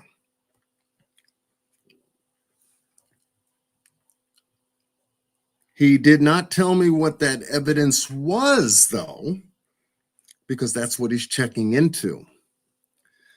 But he is taking a look at the specific pieces of evidence pertaining to his boots, his clothes, and some of the items that were in Daniel's Jeep. I did ask him about the airbags, the latent fingerprints that was taken upon his request, and the swabbing of the steering wheel, the stick shift, radio, door handle, side doors, and glove compartment. And he said he couldn't tell me at that point everything that he wanted to say up until he gets certain things cleared. And then he would be able to share that. And I said, well, okay, great. Well, here's what I'd like to do. Once you're able to do that, I'd like for you to come back to my channel and give that update directly from yourself to my audience, because they've been looking for the update. And I've been patiently waiting for you to come back, you know, because it's been a while since we've been able to give an update on this case. And I've always told David I would never overstep him in covering this case, regardless on some of the things that I was able to find, some of the things that I'm thinking about, or anything that would undermine what he's doing. I said, I'm here to help and not to hinder or hurt. Because when I got started with this case, Ms. Q was the one who brought the case to my attention. We decided together that we would not only cover the case, but make sure that we kept the integrity of the case going forward. And to this day, we kept our word. And so now with the second report, do you know that David Robinson's got 5 independent reports? And I only got 2. I got the 56-page report and a 128-page report. He's got 3 others. He's got 3 additional reports other than the 2 that I just got finished mentioning. So I'm saying, well, what else are they putting into the report? Damn, it must be a lot. So why he has 5 independent reports under the same case, I have no idea. But he's got 5 independent reports. 5 of them. Matter of fact, let me see if I can do this. Since I'm talking about it, you know me, I like to have things in front of me. That is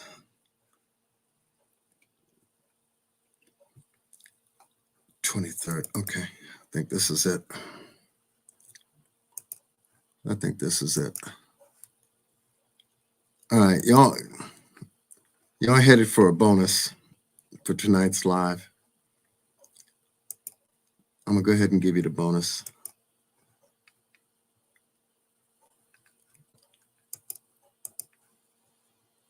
For that, I have to do this.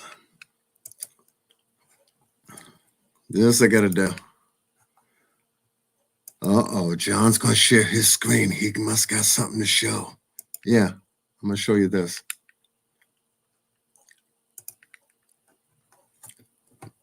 Type of 1 in the chat if you can see that. I got it as big as possible.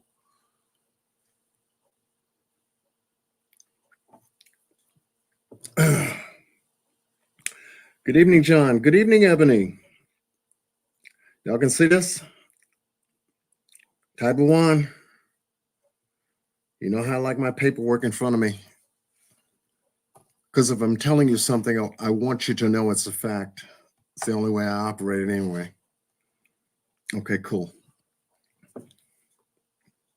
Okay, so this was the first report. Rake's Funny Farm says yes.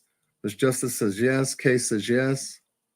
Miss Angel says yes. Ebony says yes. Okay. This is the original Buckeye Police Report, 56 pages. The very first one that came out, I got back in 2021. And this was on the missing persons case. 6/23/2021. These are the police officers that were involved. D. Howard was involved. S. Cruz was involved. C. Thatcher was involved. And T. Cook was involved. Case was assigned to L. Biffin. He is the detective handling the case. This is placed under missing persons as of 6/23 of 2021.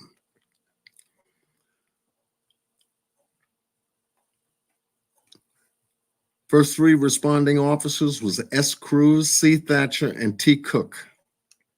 Responsible officer is S. Cruz, who was able to pick up this case and receive the dispatched information.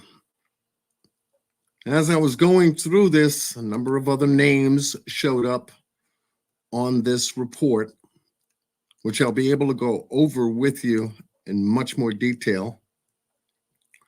But here we have, come on. No, I don't want that. Come on, do it, do it, do it, do it.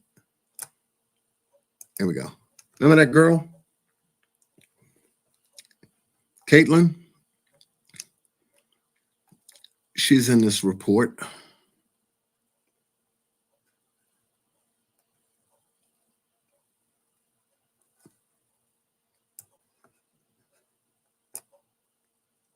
Daniel, the missing person, is in this report. I'll be able to highlight a couple of things. David Robinson here is the one who filed the report.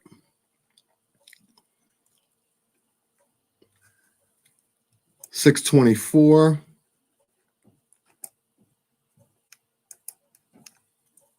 Matrix New World, Phoenix, the company that Daniel worked for, is involved in the report directly.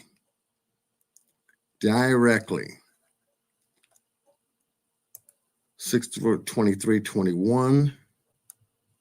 This is Daniel's Jeep Renegade, 2017 gray. Arizona license plates. So to begin deciphering the report, you have to chronologically cover the dates. That makes any sense. It's called the timeline. And to do it, and the way they wrote this report, this is all chopped up. This is all chopped up. I don't know whether it was done on purpose, but if you could see, look at the dates. 6/23, Daniel's name, right? Missing person. Now look at the date underneath it and the dates that follow. This is not in chronological order. All 6/23 should be under 6/23, 6/27 under 6/27, and so on and so forth. But this is how they put it together. So right here is a red flag for me. as it would be for anybody else. You see?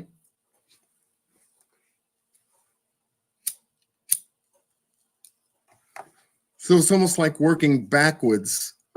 You want to work from the very first date to the second, but you got August here, you got July here, then it jumps back to August, then it jumps back to July, then it jumps back to June, then it jumps dates, goes back to August, and go right down the list. Is all July, then it jumps back to June, then it goes into July. So all of this has got to be put together in chronological order in order to see from the actual 911 call, from the complaint from David Robinson to the police department about his missing son, and then who picked up the call, who actually was the first responder, and then their report. Now, before you on page 4 is their report, and this comes from S. Cruz, Officer Cruz. Here is the first responding police officer. Okay, Rosemary said 1, Tamika said 1. Okay, good.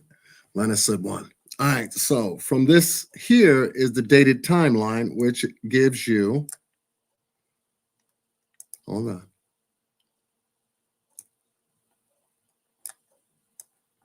Do it this way then.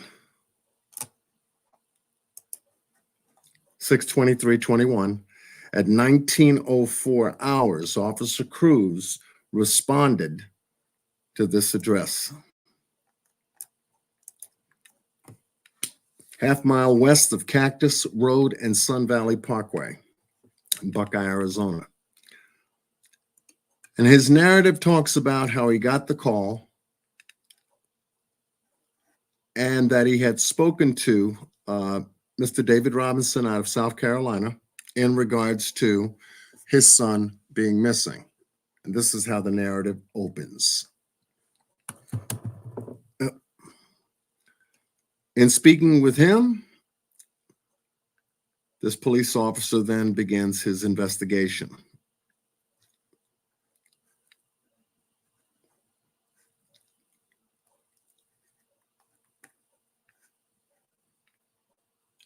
And so he is the first responding officer to this. And now we get the CAD calls, or the actual contact calls pertaining to the information that he was able to receive. And that's what a CAD call is. Someone calls in, the call's accepted, recorded, and then dispatched to the officer.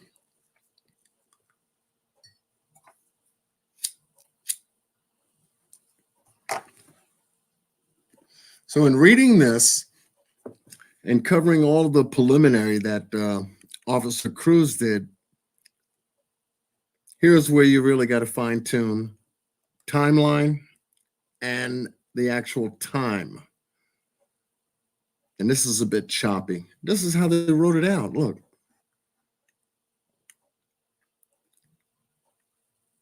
This is how they wrote it out. And it's Stuart Cruz, by the way. Badge number 1236.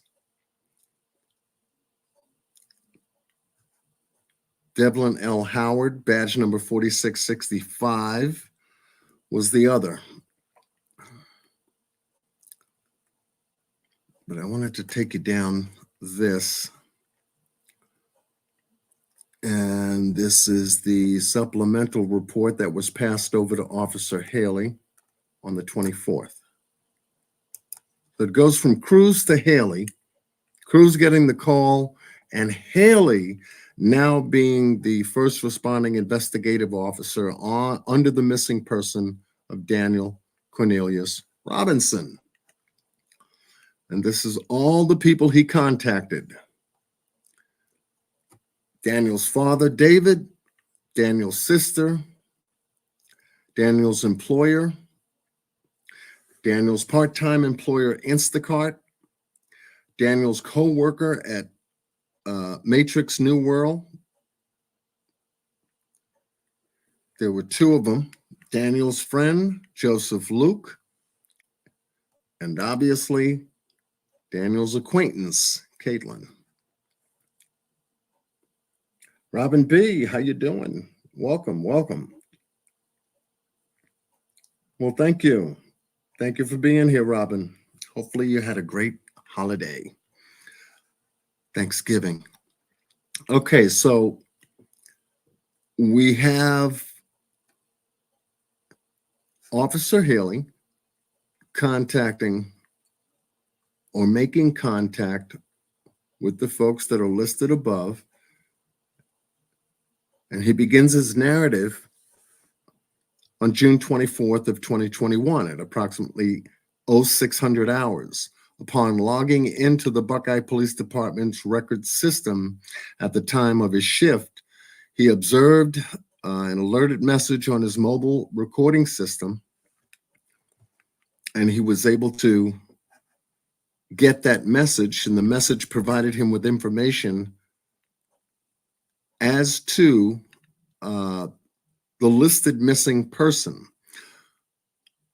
And it said that Daniel was last seen driving a light blue 2017 Jeep Renegade bearing the Arizona license plate.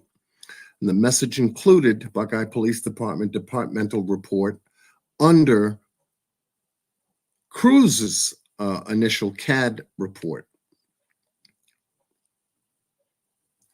Officer Cruz. So he's getting all this information from this police officer here, the one we started with. So he begins his investigation and begins making the phone calls. He calls Daniel's phone. No answer. Call goes to voicemail. But yet he did not leave a voice message for Daniel. He calls David,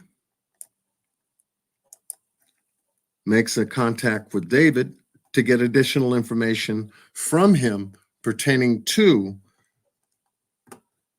his son, Daniel. They exchange that information. They go back and forth. He explains to David that he would be the one that would be handling Daniel's investigation and whether David knew his possible whereabouts. So he's talking to David about leads now. Who else knew where Daniel worked? Who else knew where Daniel lived? Who else knew Daniel's routine? What about Instacart? What about where he ate? Etc., etc., etc.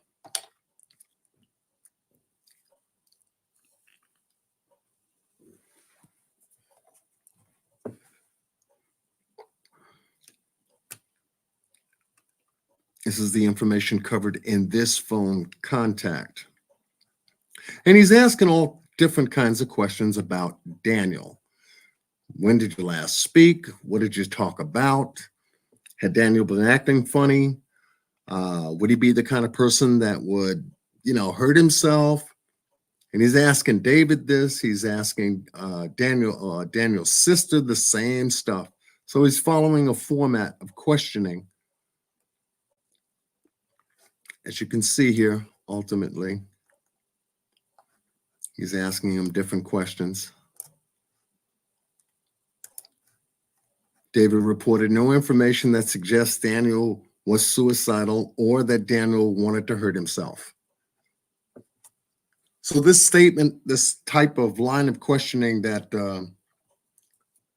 that Officer Haley is doing and performing on a phone call is consistent throughout his reports. When speaking to anyone, he would ask the same, very same questions.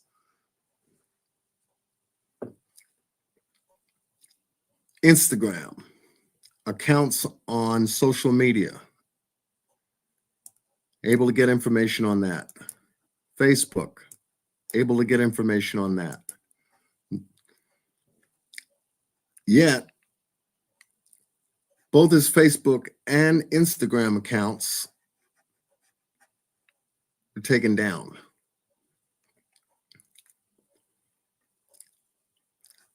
Contact with Daniel's sister, Davisha, was made by the same officer, pretty much following the same logical line of questioning that he just got finished having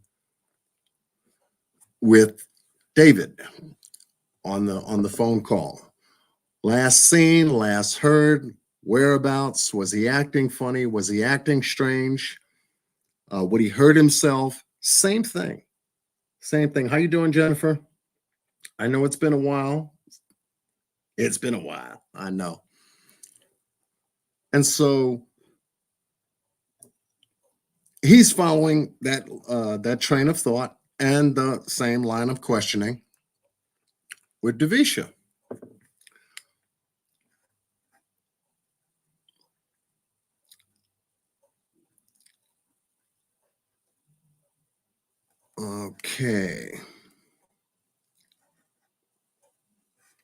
Okay, so this was interesting to me because, get it right there so you can see it. Okay.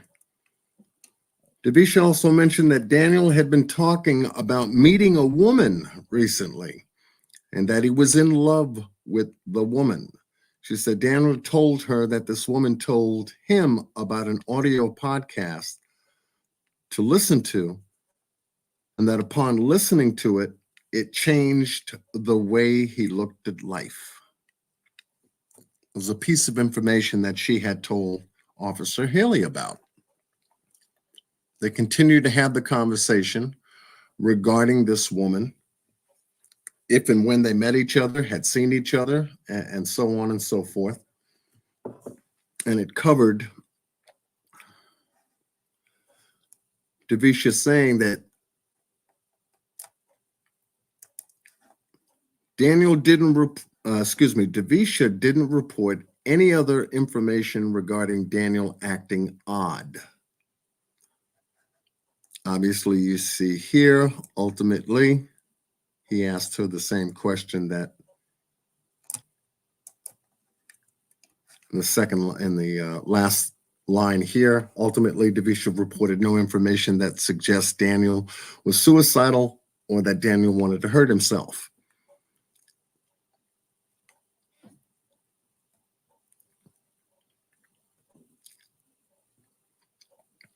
Okay, so his next point of contact was with, I think it was Weber Global Water. Now, Weber Global Water was the co-contractor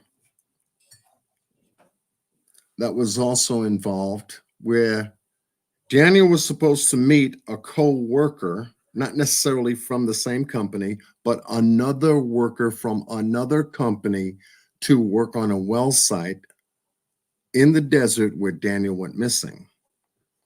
He was able to obtain that information and begin to cover who he needed to talk to. Ken Elliott was the gentleman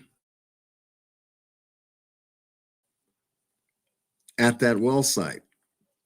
That information was given to him by Matrix New World.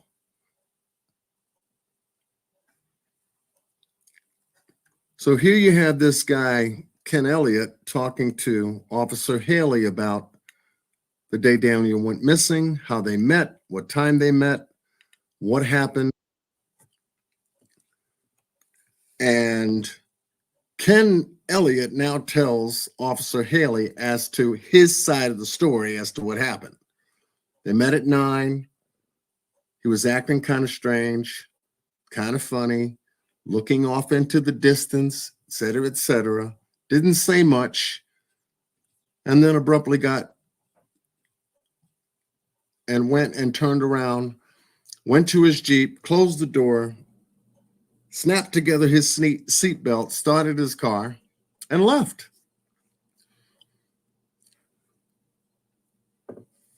According to him, that's what he said. D-Love is in the building. What up, D-Love? And I heard a pop in my background, so I guess my brother's here. Let me jump back over here and just take a peek. Yeah. Oh yeah. Oh yeah. What's going on, man? Oh, I'm doing good, man. Doing good. How was your show? Good show, man. You know, Good. I was there at 8:30 and was like, okay, they changed it to 8:45. Wait a minute, I'm going live at 8:45. So we was having some issues with StreamYard, man. It was like everything was dragging, so we had to start. Yeah, here too. I had the chance refreshing my screen like from before. Thank goodness you were up here to hold it down. But I had to do the same thing. And I said, well, look, if I lose everybody and the live is over, I will definitely try to come back, And I was able to refresh and continue. And I said, well, I was talking to the audience in regards to a recent conversation I had with David Robinson, Daniel Robinson's father. And then I said, something, I'm going to throw in a little bonus, and started going over a little bit of the report, the very first one that I had received, the 54-page report, and then introducing that report to the audience tonight so that they can get a little bit of a handle, because I kept telling them about an update, and hopefully David, upon that recent phone call, will be able to join us for a live update. I want the information to come from his mouth based upon what he wants to release, rather than to jump into anything that may hinder him. Because like I said, I have some questions that I want answers directly, and I'd rather get it from the horse's mouth than anything else. So he said he would put it in his schedule, and I'm gonna hold him to it. Okay. Because I've been holding this case on the table for, well, you know how long I've been holding this case. Yeah, I made the thumbnail. We've spoken about it many times. So yeah, so this is Ken's. By the way, thank you, boss, and welcome. Appreciate you, man. No problem. Yeah. So this is Ken's story about what was going on with Daniel that day. He didn't know why Daniel drove off. He's seen that Daniel had got into his Jeep and drove from the area. As you can see here, Kenneth said Daniel was last seen driving south on a dirt road from the job site. And rather than turn east back towards Sun Valley Parkway, he had turned west and went further into the desert. And he couldn't figure out why. But in the narrative, he talked about following Daniel's tracks to see where he may have went, only to find that he couldn't find him. And this is his story to this day. So Officer Haley recorded that if you find out anything about Daniel's whereabouts, please let us know. And then you get into this part of the story, which I've always questioned about this woman, Caitlin. Good old what's that? Good old Caitlin. Yeah, good old Caitlin. The alleged girl that ordered Instacart. Daniel was the delivery person. They ordered groceries and 2 bottles of wine. He goes to deliver it. And this is on the 12th of June. He delivers it on the 12th of June, according to her statement. And she invites him in to her apartment, and she's with one of her girlfriends. And they've already had a couple of drinks. So they were already turned up. Yep. Okay. So, and I found that kind of strange. So here you meet this guy for the very first time, and you offer a stranger to come into your house and, hey, let's hang out? Huh? Yeah, they had more I than found that to be a heavy red flag. Well, you know what alcohol do. Oh, yeah. Makes you kind of friendly. Ha. It all depends on how many you had and how friendly you are. Yeah, most definitely. So the story goes, Daniel goes in and hangs out with them. Hangs out with both girls. We know who they are. I'm gonna do this, and then we're gonna get it, and then we're gonna get into the other two stories I was waiting on boss for. Okay, I'm gonna do this. I'm gonna do this. I'm gonna do it. Uh-oh. Yeah, I'm gonna do it. I'm gonna do it. Hold on. I'm gonna do it. Like I said, I'm gonna give you all a bonus. Yeah, salute to the chat, man. Yeah, salute to the chat. Yeah, say hello to boss, everybody. Boss is in the house. Yeah, man. Ra the Creator is in the house. Cat Eyes is in the house. Y'all sneaking up on me already? Uh-oh. Yeah. Salute to Ra. She just came from our live. Oh, okay. Y'all coming in the building. All right, let me see if I can find this because I'm gonna do it. D-Love. D-Love, yeah, she's in the house. Let me see. Where was it? Hey, Tamika.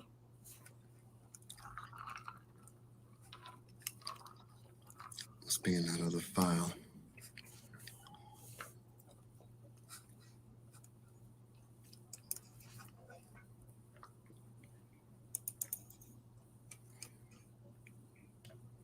Okay. Gotta be in the other file. Okay. I gotta check my investigation file. That's where I may have put it. All the folders, Jesus. Yeah, Christ. that big ass file that I had. Oh, man, all over the place. I'm telling you, I got so much stuff in there from Kanika. I got stuff in there from Jermaine Covington. I got stuff in there from the Trayvon Martin. I got George Floyd. Oh man. You still got stuff from Trayvon Martin? Yeah. Jesus. It's time for you to clean some of that stuff out, bro. Ahmaud Arbery, Kendrick Johnson. I mean, it's like, okay.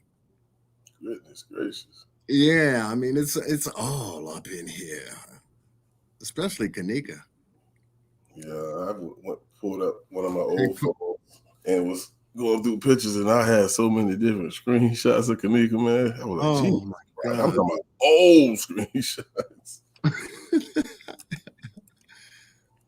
Oh, we covered it. Let me see if I put it in here. Because it was recent stuff. And I said, when I'm ready, I'm going to unload it. And I think I want to unload just a couple of pieces here tonight. Just so that people can begin to take a look at the report and then attach something to it. Jizzle, what up, YJ? Yeah, so just bear with me. Brother YJ. YJ is up in the building.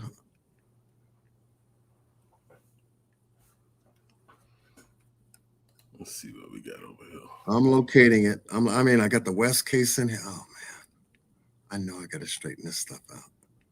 All right. Okay, I'm getting warmer. I'm getting warmer. I'm getting warmer. Have a nice day. Yeah, don't come back either. Go get a haircut. What was that? John, I put this in here so long ago, you ain't even pay attention to it. Oh man. Well, it goes to show you I haven't been online for a while. I'm serious. Oh man. Right, let me see if let me grab that since I got him up here. I got Shanquella Robinson. Oh man. Okay, so it's not there in there. Woo! Get in the car! Get in the car. Get in the car. That's gonna always be a classic. You gotta get in the car. Yeah, that's classic. That'll never be played out. Telling you. Never be played out. Because you know what time it is, right? Yep. I opened up the live. I opened up the live tonight with that saying, "Get your food." Okay, here we go. Here we go. All right. I found you. Got it. I found you. Okay.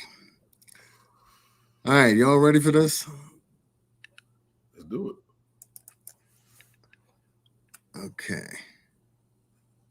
Oh. Okay. Okay. Let me come back.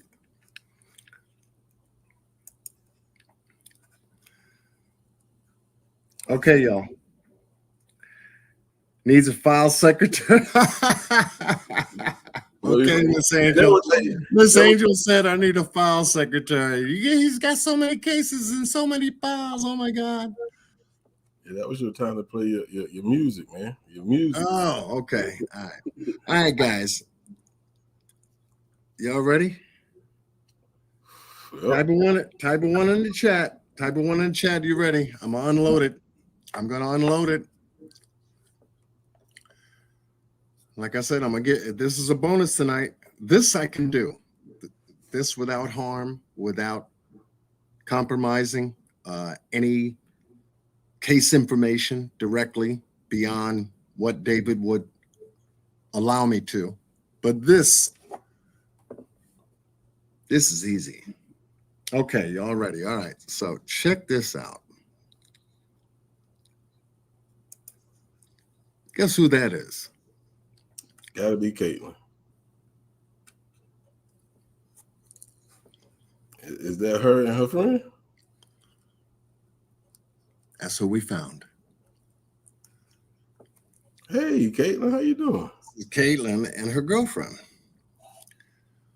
Now, I just gotta ask, when you say her girlfriend, you talking about girlfriend, or just a girl that's her friend? Either or, in this case, until I can specify it, but that's girlfriend. That could be her girlfriend, or it could be a friend, girlfriend. Yeah, I just want to throw that out there. I'm trying to figure out, like, you say girlfriend. I know people say friend. Yeah, hey, everybody's got their preference. It's a preference. Girlfriend, or friend, being a girlfriend. And that's Caitlin on the right. Caitlin on the right. Caitlin is on the left. Excuse me, on the right. Correct. This is her. And this is girlfriend. Girlfriend. We don't know her name is Shell. Hey, Michelle. Yeah. You have made it live on John's Q. I'm starting to wonder now. Yeah. Caitlin got another girlfriend. They actually kind of look alike. Yeah. There's Caitlin again in the front. Another girlfriend. So she's got her crew. She's got a medical supply background, in sales, working for MedCon, out of Flagstaff, in Arizona. And this is the young woman that Daniel did an Instacart delivery to on June 12th, 2021, over at Levine Apartments. Information we've covered on this case. Caitlin also has got another friend.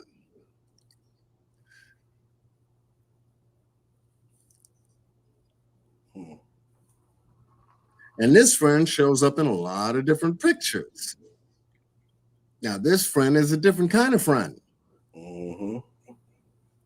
a regular guy friend, but a guy friend. If I can say it that way. Yeah. Real guy friend. Okay. Yeah. Okay. But we noticed that during the investigation of finding out a bit more about what she likes to do, where she likes to go, we find that she likes to go out a lot. She likes to have wine a lot, and she likes to be around her friends a lot. So she is a wine connoisseur. This was a very interesting picture.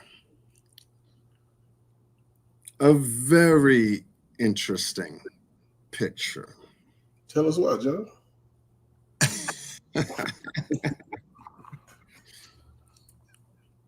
Because I said, wait a minute. You know who he looked like, right? I said, wait a minute. This is not Daniel. No, Daniel ain't that tall. No, it's not Daniel. Could this be a boyfriend? As you read the narrative of the police report,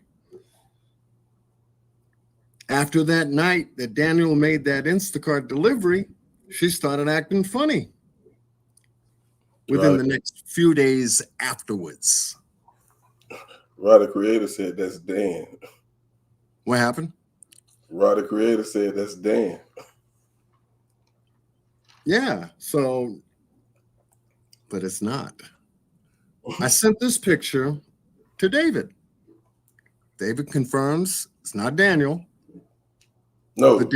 But David asked me, who is that? I said, we're looking into it now. We are looking into it now. So then I found another picture.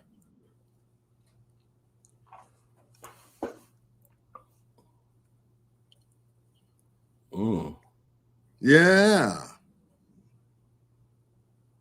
I said, wait a minute, is that the same dude? Because now they're on a beach. First they were in the woods. Man, it looked like a background. Backyard, background. They got the dog there and everything. No, I'm talking about that beach. Go back to that beach. That's not the beach for real. That's not the beach for real, is it? Almost look like a background they standing in front. Yeah, well, she's standing there barefoot. Yeah, it could be. That's a nice scenery. Yeah, it is. Wherever it is. And I said, well, wait a minute, is this the same dude? Where did I have that picture? Creator said Caitlin likes dark meat. Well, I mean, now you figure if she's with this dude, and whether they're in a relationship or not, we don't know. But now you begin to say, well, you kind of figure out why she was so welcoming when Daniel showed up with that Instacart delivery. Maybe he wasn't around. Dude here in the picture wasn't around. And Daniel reminded her of him. Possibly. Yeah, that's a background drop. I swear that's a background drop. I don't think there's no beach.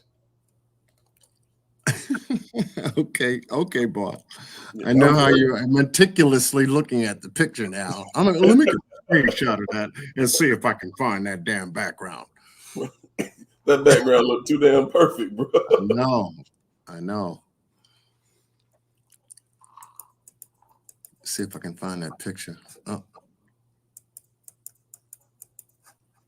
Let's see if I can find that picture because I know I took it. Oh, hold on one more again because I know I took it. What picture? Superimposing both together because I wanted to know if that was the same dude. Damn sure look like it. Yeah. But yeah, in doing research, we've been able to find certain people We can now expose them like this guy here. Who is this? Billy Hayes. Yeah, Billy Hayes. He was supposedly a gentleman that was out that day on the 23rd of June of 2021, out there looking for a place to shoot. Oh, okay. This is him.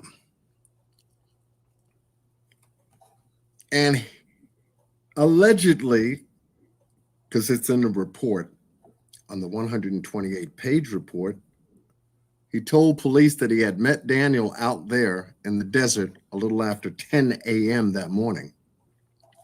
And so that Daniel had the back of his Jeep door open, like if he was either shuffling some things around or he was putting some things in the back of his Jeep.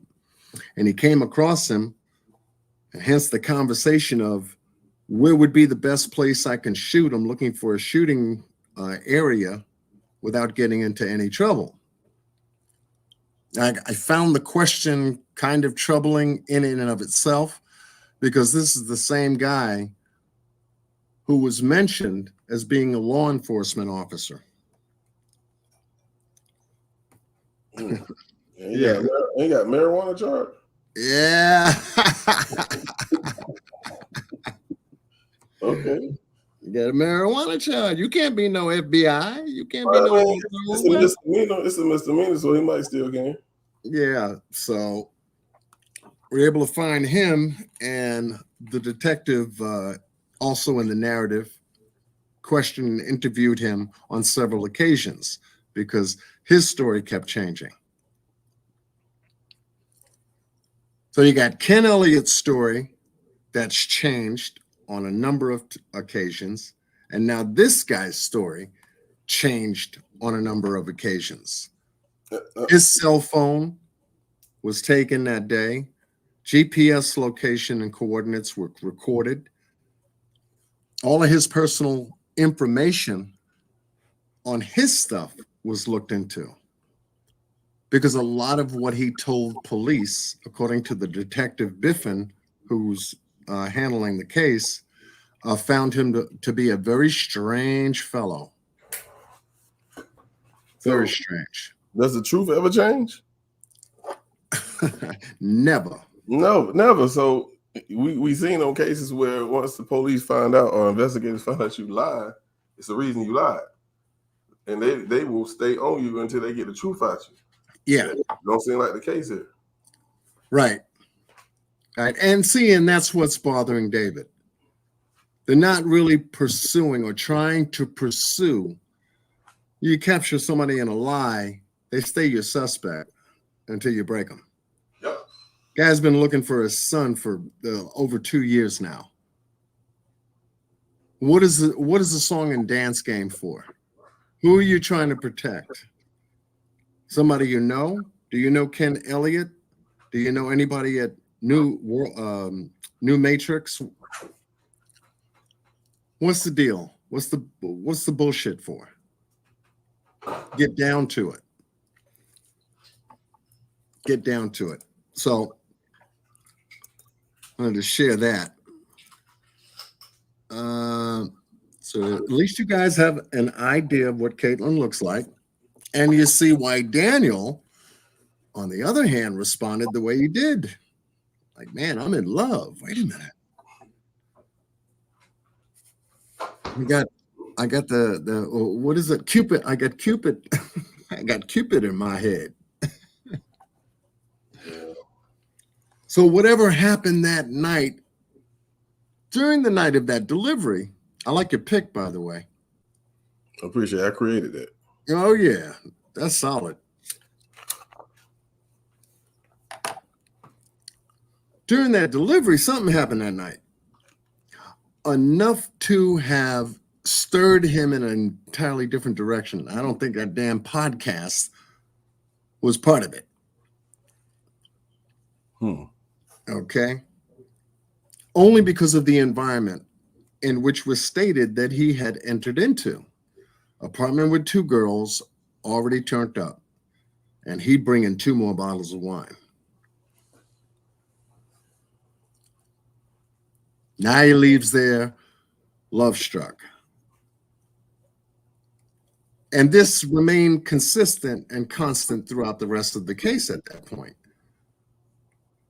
Does she have something to do with Daniel going missing? Still is a question. Yeah, I will never. Is the guy that she's in the picture with in a relationship with her? Did he ever meet Daniel? Does he know Daniel? Whoever this guy is that's in the picture with her that we just got finished looking at.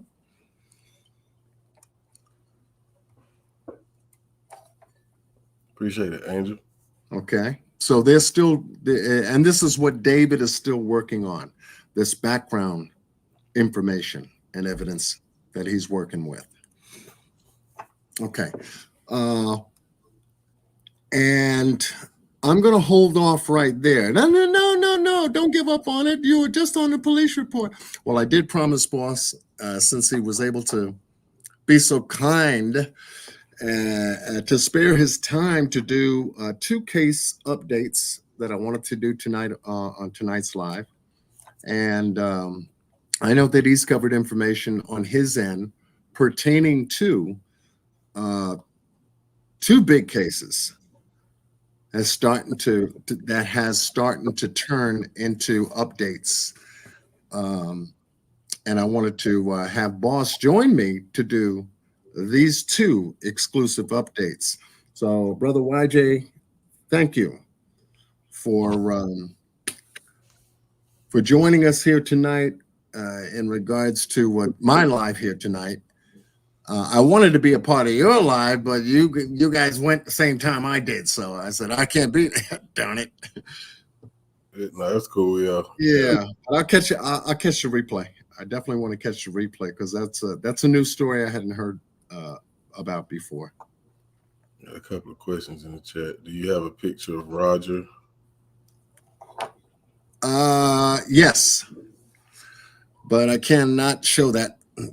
Like I said, there's certain things I'm very comfortable with, but there are other things that I know it will entangle David's investigation. I don't want to push that envelope because there's something going on there too. I was able to find out. But good question. Good question. Let me see if I can go one step further. You open the door, John. Now you step through it. Like that. You open up the damn door, John. You might as well go ahead and spill the beans. Get it all out there. We want to see it. You got exclusive stuff. We want to see it. Don't hold it back. Come on, bro. Don't hold it back. We got your back. Did they all party together at some point? Let's see if I have it in screenshots. And I know I do. I was able to find just those 2 pictures, but I've got the rest of it. Give me a moment. This one I can do too, because this one plays right directly into it. All right, so we got Billy Hayes out of the way. We got Caitlin now out of the way. All right, don't want to show you that one.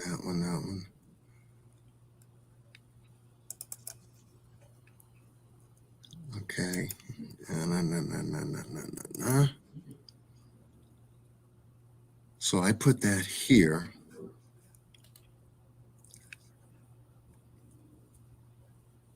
Just give me a second.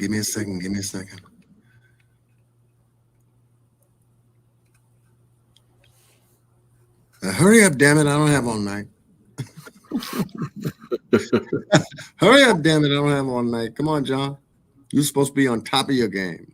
Well, like I said, this is a bonus. I wasn't prepared to do this.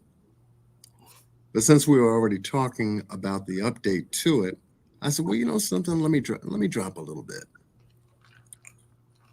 Just a little bit. Just a little bit. Just a little bit. Just a little bit. All right. So when I superimposed, here we go. Now, is that the same dude? Yeah. I ain't had no doubt about it when I first seen it. Okay. Everybody in the chat, is that the same dude? Type of one. That's a twin brother. Don't complicate the story, boss. It's already complicated enough.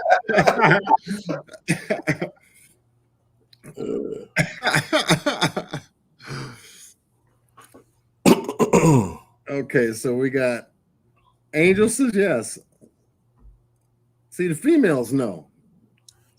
Females know. See, Rod created. No, that ain't him. He got a different hat on. Roger's a rebel. He got a different hat on, man. That ain't the right dude. Come on now. And I know it's hard because I tried to blow it up and look at the nose, look at the eye space, look at the teeth, look at the mouth, look at the smile, look at the cleft chin, the neckline, Adam's apple, shoulders, how he's standing with her in the picture. Man, if that ain't him, then he AI then. He created because he looks just like me. Yeah. This is a military guy. Now, that's a good question, Miss Angel. Could he be a military guy? You know how they like to stand tall and throw the chest out all the time? You know, that attention mode. Hell, he looked more like each other in these pictures than she do. Yeah, I was checking out the ear line, the way the head's tilted in the picture. I mean, you could superimpose these guys. Yeah. The only difference is the lighting. One shining from the right in the right side picture, and one shining to the left from the left side picture. Daytime picture from the left, nighttime picture or evening picture to the right. If you look at the side of his face at that picture on the right, there in front, they taking a picture in front of a backdrop because that's a light shining on the side of his face. I'm telling you, John, I know. And you kind of figure what kind of a light would that be? Could it have been an outdoor type of restaurant type thing where there would be lights out there? Or no, the light. Because studio light, because if it was studio light, you'd figure the studio light would be directly in front of both faces. Not necessarily, John. Really? I got lights right here in front of me right now and on the side of me. Okay. Trust me, John. Trust me. I do. I do. But as you saw, you know, she's standing there barefoot. Now she could have taken off her shoes just to, you know, just to go along with the picture if it is a backdrop. Let's pretend we're standing on the beach. I'll take off my shoes and we'll stand right in front of this backdrop here. And let's get a picture. I agree, Rod. That's his girlfriend, or at that point where they took these pictures, I think they were dating. Yeah, something going on here, which tells me there's a dude in her life. When is the? Do you remember the dates of these pictures? I tried to get the metadata from both. It's hard because it was actually posted online. So to get the original date as to when these two pictures were taken was kind of difficult. When was it posted? That'd give you an approximate, wouldn't it? It'd give you an approximate, yeah. And these were taken at least 2 to 3 years, give or take, ago. Well, not ago, from 21.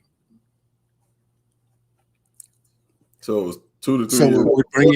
It would bring you to 18, maybe 18, 2018, 2019, in that ballpark.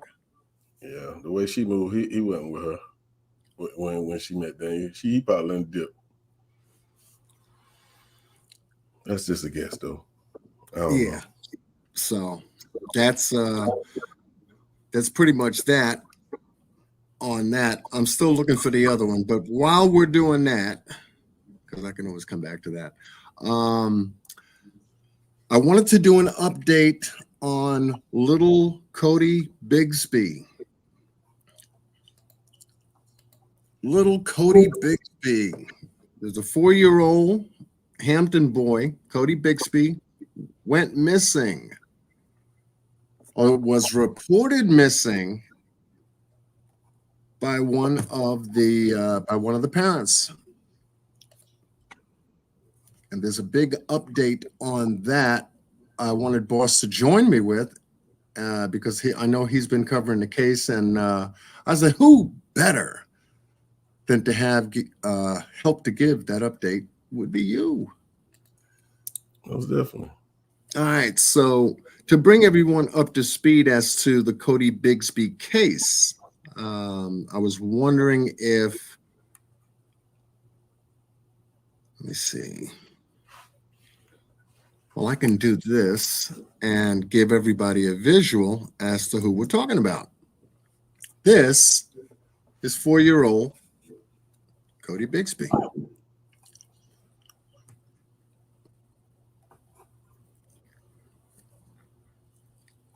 And boss, if you have any clips or video that you'd like to give us an update on. Now, I know you just got finished recently posting something, so I'm going to let you handle it and grab it from here. This is a little 4-year-old Cody Bigsby who went missing.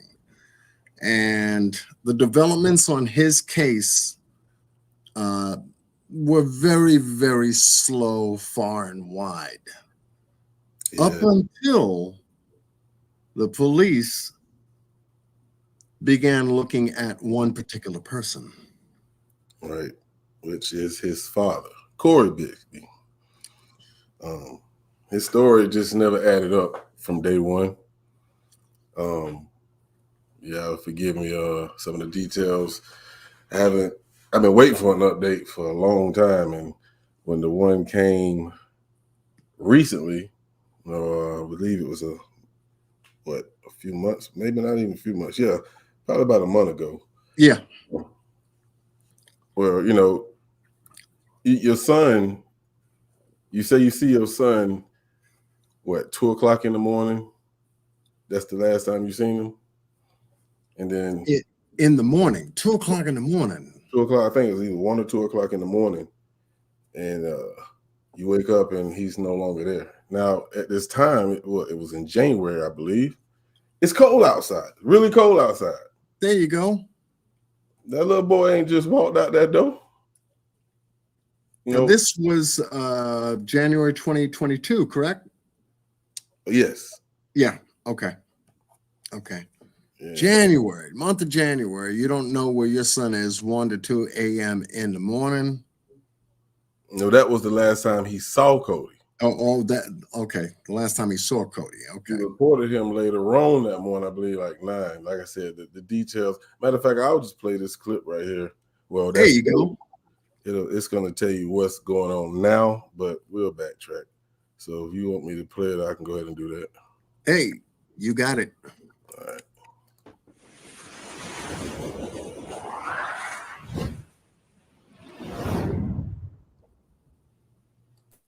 Well, we are following breaking developments in the case against Corey Bigsby this afternoon. Allison Basil joins us live in the court, outside of the courthouse, I should say, in Hampton. All right, Allison, you just learned some disturbing details in the case. We do want to warn our viewers, this may be hard for some to hear. Allison.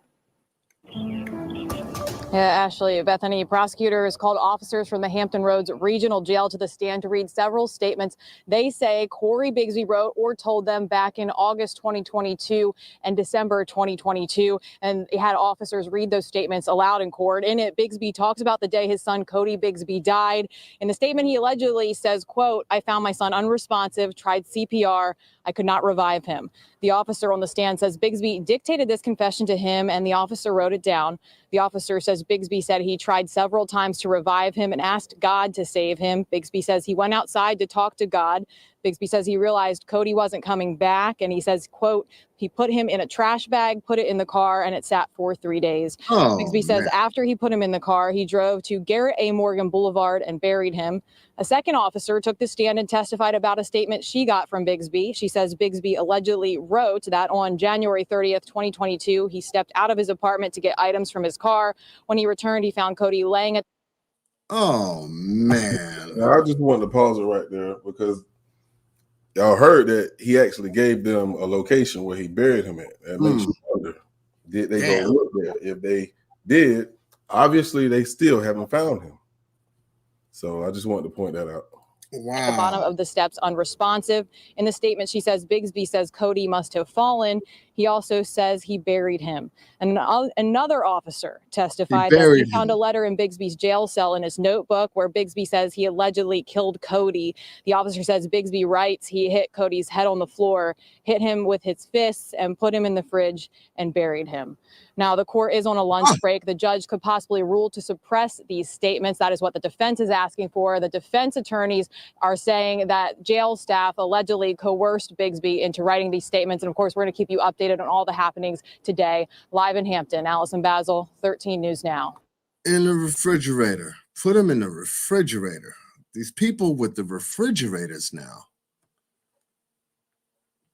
Oh, man. Hit him with his fist. Wow, you talking about a story change? Yeah. I don't know why he did this, but he was the only suspect the entire time. There was no other suspect. You know what I'm saying? And the reason why is because his story didn't add up. It didn't make sense at all. Right. I'm gonna try to find an earlier one I did, but that's the latest update, which it don't come to no surprise for me, and I'm pretty sure anybody else who's been following this case, because like he used to leave. He left his kids at home alone while he go buy a vehicle. Now remember how old Cody is, and he shouldn't have left them kids alone. So that was one reason, you know, he was arrested, child endangerment, you know what I'm saying, things like that. But they could never hold him on charges for the murder or the death of Cody. But I guess sitting in that jail, I don't know what made him say that. You know, we just heard him say he was coerced into saying it. If I didn't do anything, I'm not finna say nothing like that. I don't give a damn. You're not finna make me say I did something that I didn't do. So I don't believe that part. Damn. And I mean, they're doing this to children. Yeah, sad, man. No, it is. I mean, a 4-year-old. Now, go back. It takes me right back to the West case. You know, how old was Classic and Sincere? You know, 3 and 4, once again.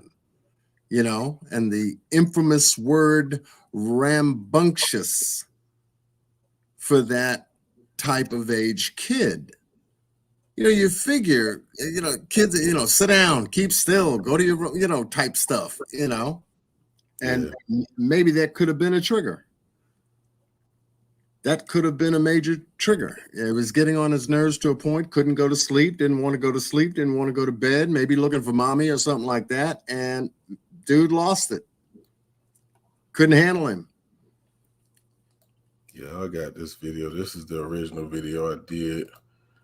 Wow. If you want to see that, and we can talk about these details versus hold on. Here we go.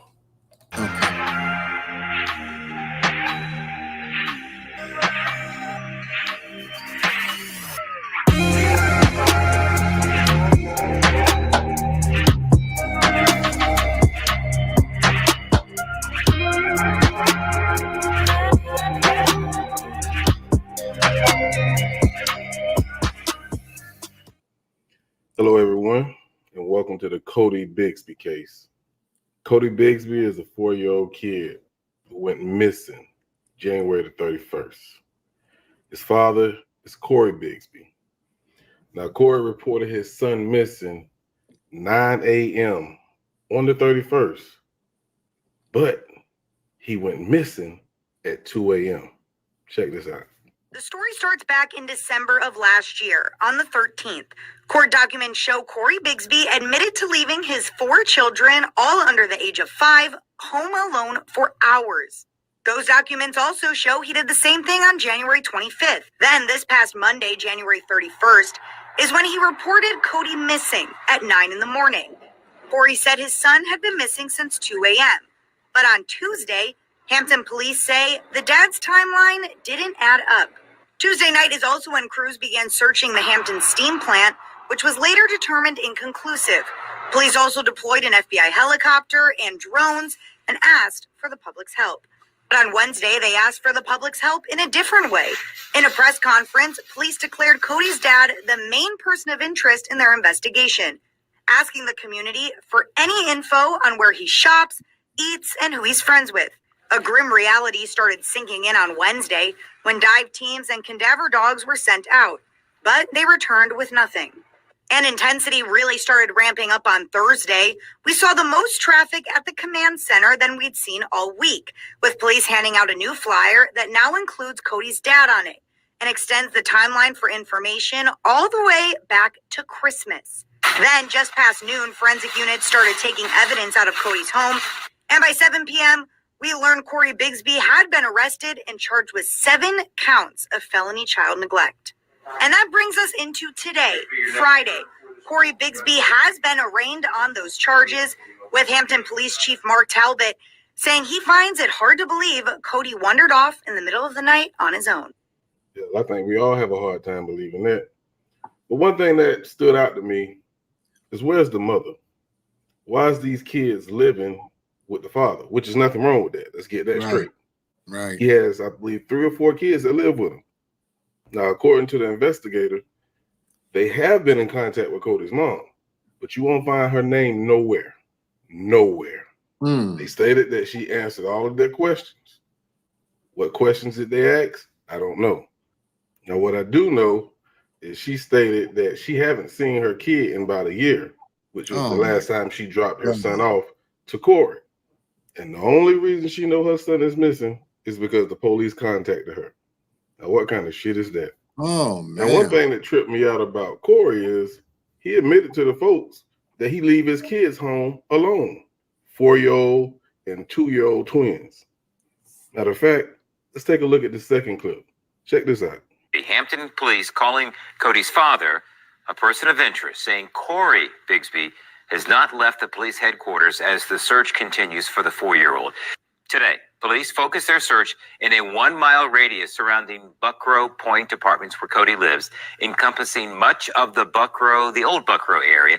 This is the same part of the city that was part of their grid search, but they are going through new areas to make sure that they haven't missed anything, and they are asking for help.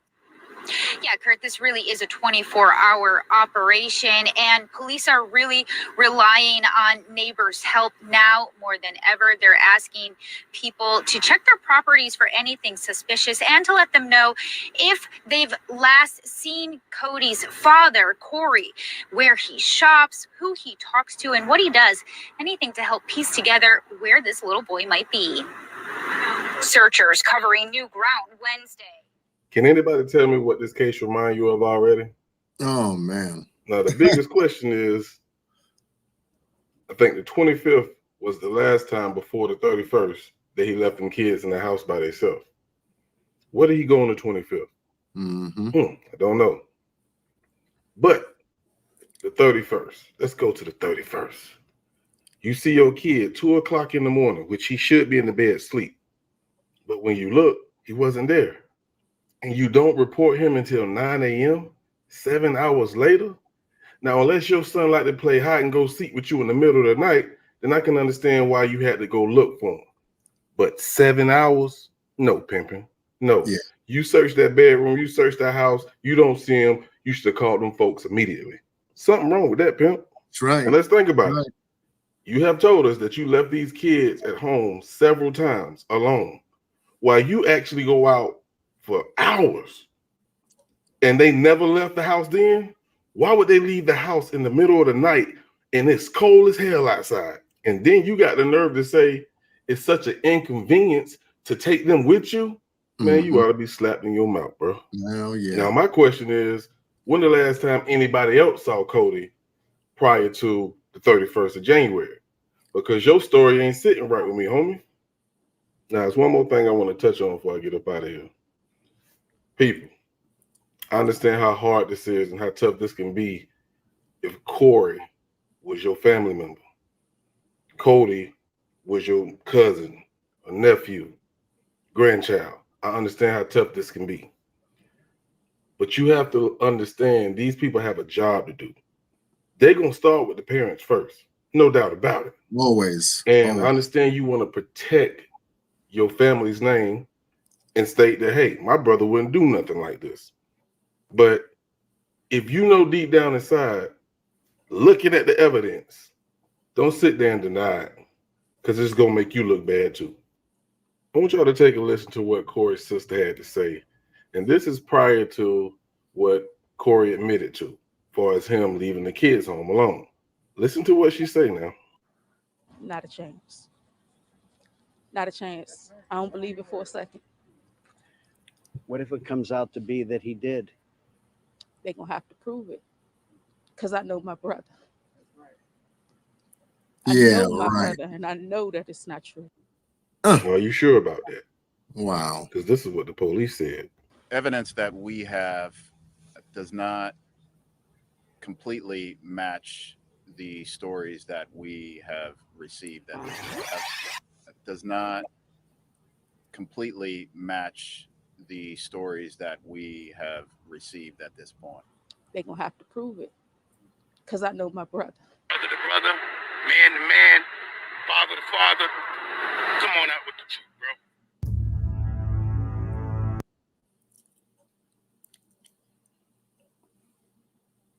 Wow. Yeah.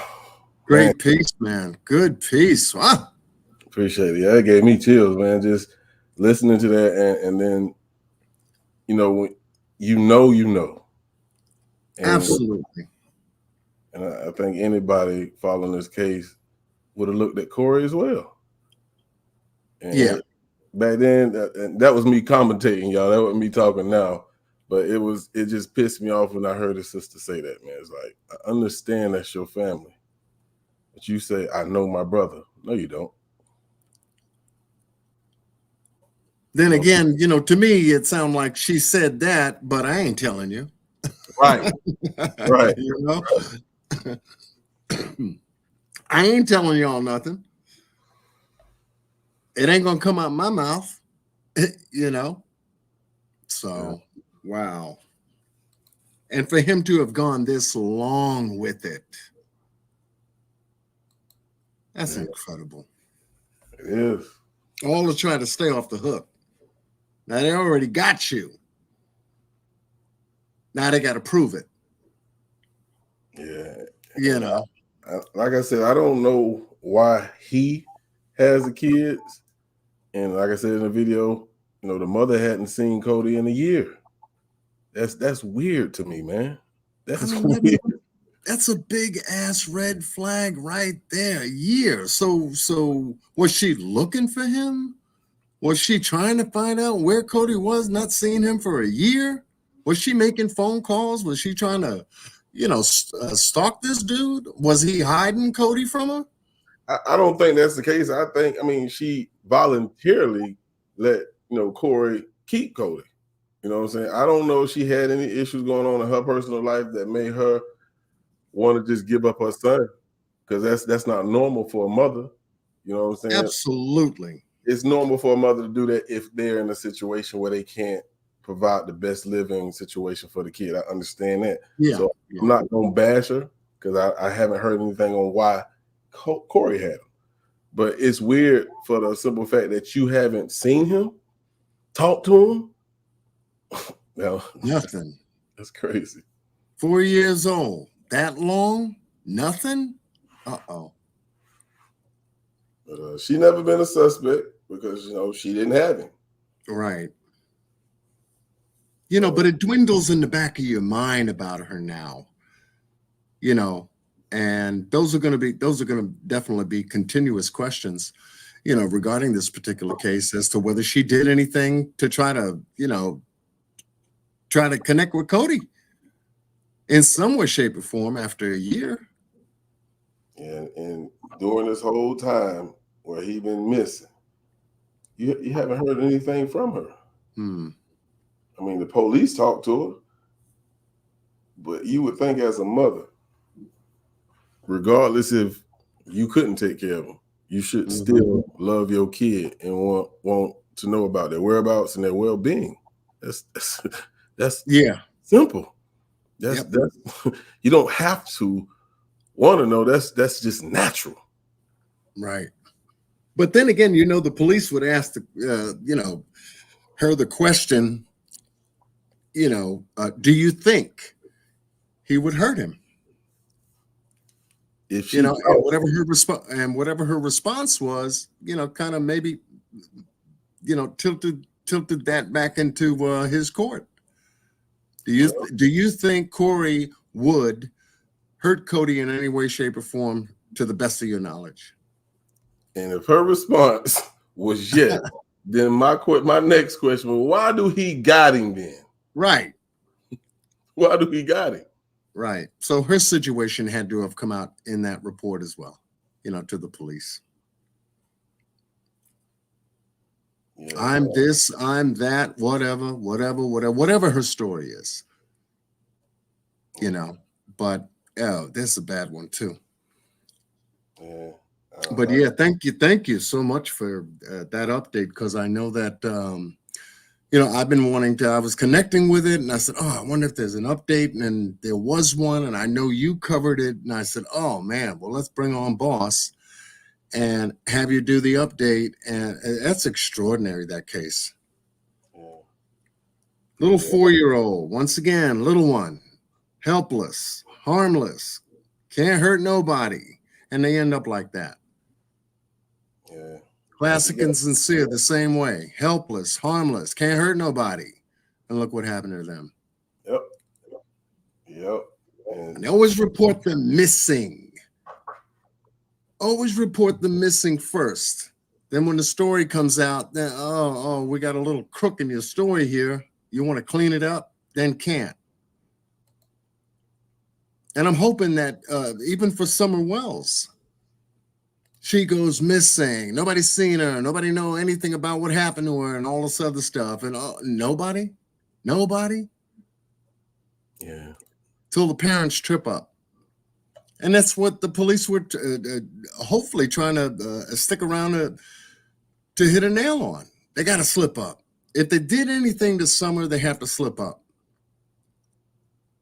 Somebody going to say something, and they're just waiting for that word to hit the street, and maybe they'll pick up on it.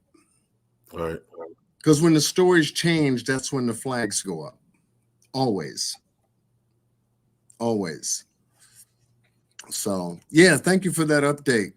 The next one, and then I want you to stick around if you can after this one. I want you to. I got a bonus for tonight's live. It's been on my mind. All right.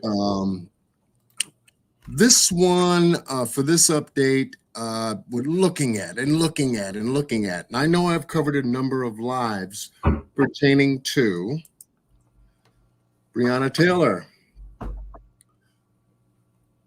And there's been a new development in her case. The last time we spoke, we know that the Attorney General had handed down federal charges against the police officers that were involved in the shooting and the killing of young Breonna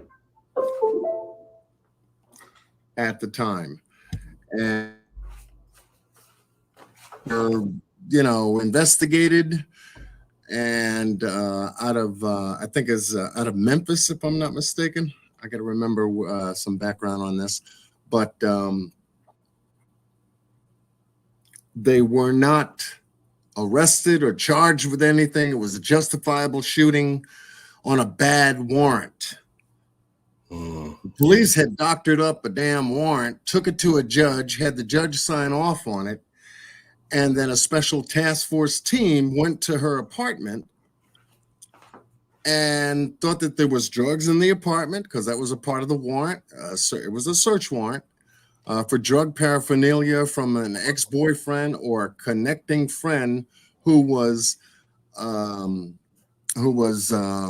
trafficking drugs through her, Breonna Taylor, that was coming to her apartment through packages.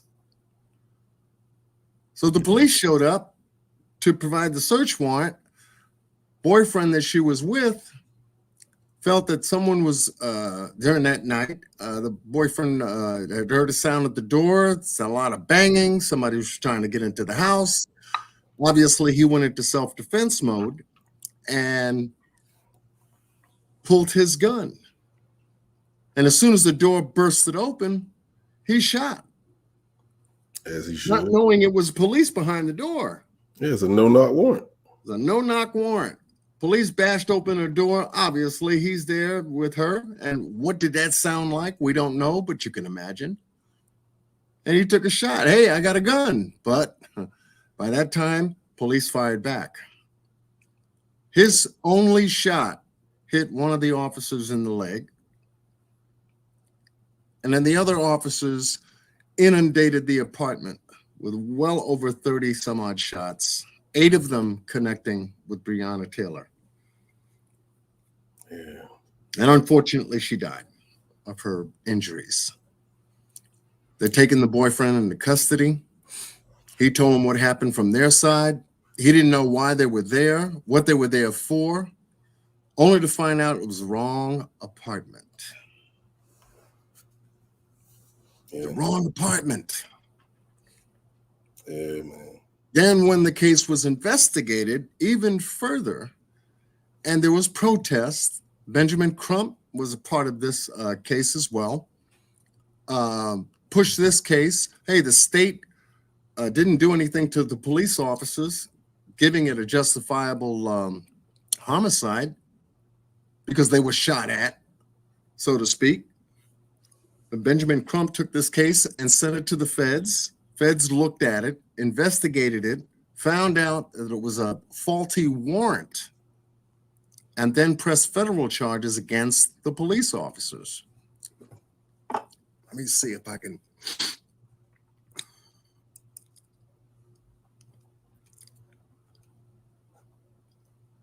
Yeah. I'm like, you got to be kidding me. Yeah. So the FBI investigated it, did find out that there was foul play. They messed with the warrant. The court judge that signed off on the warrant was told that it was a legitimate search warrant, but they had included some things in the warrant that wasn't supposed to be there. And that put that judge on the spot, obviously. All right. Let me see. The chip started falling when the warrant was faulty, became faulty. So if you know about the law, if you are the getaway driver, you don't have to be the one inside the bank who killed or robbed the bank and somebody get killed. You were there. It starts with you. So I don't understand why the person who's falsely signed this warrant or doctored up this warrant isn't being charged with her death or manslaughter, whatever the charges are, because that's where it started. If that was never done, none of this would have never happened. Right. Absolutely. Absolutely. So, it's like, okay, damn, you can't even trust them anymore. They're just so itchy for a bust anymore. And that's exactly what had happened. So in this case today, to bring you the update, one of the police officers that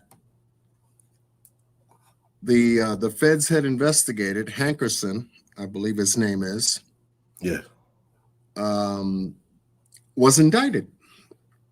In fact, not only him, but all 4 police officers were indicted because one of the police officers happened to be a female, flipped. Yep. And the information about the faulty warrant, what they did, how they did it, why they went, and all this other stuff. And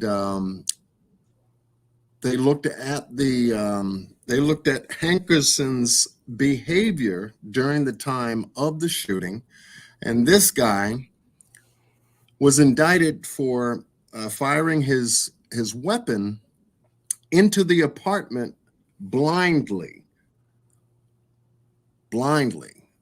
whereas his bullets not only entered her apartment, but other tenants in the complex's apartments, endangering their life. And this is where federal civil violations came into play. So in the update for tonight, here you got this guy, Hankerson here. Breonna Taylor mistrial.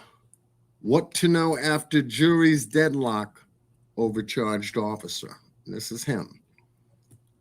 This is former Louisville, Kentucky. Excuse me, not Tennessee, not Memphis. This is Louisville, Kentucky police officer Brett Hankerson talks about seeing a subject in a firing stance in the apartment as he is cross-examined in Louisville, Kentucky, March 2nd of 2022. A jury began deliberations Monday, November 13th of 2023, which is the 13th of this month, at the federal trial of the former Louisville police detective accused of violating Breonna Taylor's civil rights by opening fire on her apartment the night she was killed during a botched raid. You know I got that video, right? Oh, okay. Yeah, I just wanted to share the article. Okay, my bad. Because the information for me to do the update did come from once again, Miss Carol Smith is on the beam. And yeah, much love to you, Carol, for the update. I was able to track down some information on it, just to give you what had happened, and it's pissing a lot of people off. Yep. Now there's a mistrial. What's going to happen next? What's going to happen next? Boss, you have a video that Boss had recently posted on his Community Crime Network channel. I wanted him to share that, bring it with him and share it with us because it gives some direct information about the case. So Boss, take it away on that. Yeah, this actually is from the Bank Music Group channel. Me and YJ discussed it. Brother YJ, all right. Yeah, and so I just took, what I did was just take a clip from our live where we was talking about it. And in the clip, there's a news clip in the clip. So it's going to break down everything that John was actually just talking about. So this is where this come from. So you'll hear a little music in the beginning, but you'll get the point.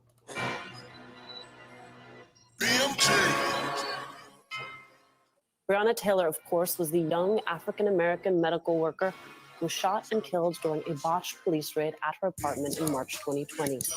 Her death ignited widespread demonstrations and passionate calls for justice. And today, on that front, we have news. In the past hour, a judge declared a mistrial after the jury deadlocked in the civil rights trial one of the officers charged in Breonna Taylor's death. The officer in question, Brett Hankerson, was charged with using excessive force that violated the rights of Breonna Taylor, her boyfriend, and her next-door neighbors.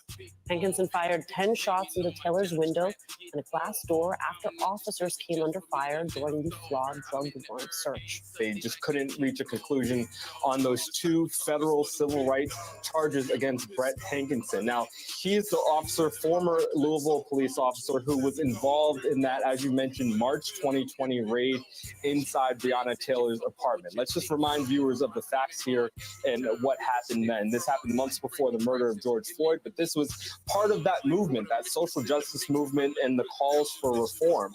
According to Breonna Taylor's boyfriend, who was in the apartment at the time, they woke up during this overnight raid. They heard noise at the front door.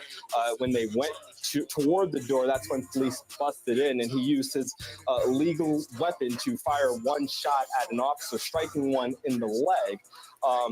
That's when police returned fire, a hail of some 30 bullets. Now, Brett Hankinson was one of the officers as part of that raid. While he didn't shoot Breonna Taylor, she was shot multiple times and died in that raid. Prosecutors say that he went above and beyond. He used reckless force when he fired through a window and a sliding glass door that were both covered with blinds and a curtain. He fired blindly, in their words. Brett Hankinson, he testified in this case. He said that he felt that he had no choice. He essentially thought this was an ambush. On his officers, and a jury that was evenly split with men and women, 6 women, 6 men, 1 black man in that jury, deadlocked and couldn't agree on a verdict on either of the counts. He was being charged, and he was accused of not just violating Breonna Taylor's civil rights, but also the civil rights of her boyfriend and a family in a neighboring apartment where some of his bullets ended up reaching. There was a young child in that family. Now, one thing about a mistrial, the mistrial doesn't mean you just go off scot-free, right? Am I wrong about that? Okay, a mistrial, of course, we know when a jury is unable to reach a verdict and there must be a new trial with a new jury, or there's a serious procedural error or misconduct that will result in an unfair trial, and the judge adjourns the case without a decision on the merits and awards a new trial. So in this case, it wasn't a procedural thing like they said, because they said it's only one or two things. Either the jury deadlocks and the judge just says, we're adjourned here, or they came to a deadlock on it, or the procedure. So in this, it sounds like we're dealing with deadlock, like they was half and half. I guess is that what that means? That when they come to a deadlock, if there's 12 people, that means 6 said yes and 6 said no. Right. Why they don't make it 13 people then? Like I don't understand that. How the fuck can we have a deadlock? Like make an odd number so we can't have a deadlock. I feel you. Or maybe the pressure for that one person. Say if it's a deadlock and there's one person left, then that'll be like too much pressure on one person. Throw some fucking yeses and nos, or guilties or not guilties, in a goddamn hat. That's what you do. So the pressure on nobody. Shit. Put these names in a hat, damn it. Let's shake the hat around and see what it's gonna be.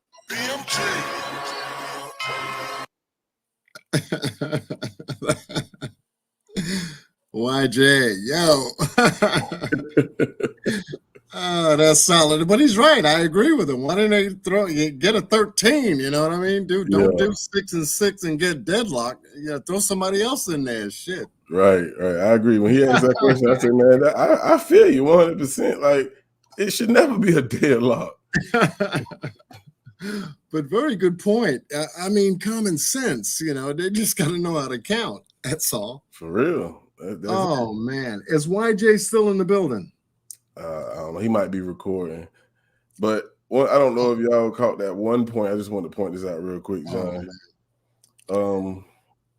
This is when he said he felt like his team was being ambushed. How can you be ambushed if the people that you're going to arrest don't even know you're coming? Mm-hmm.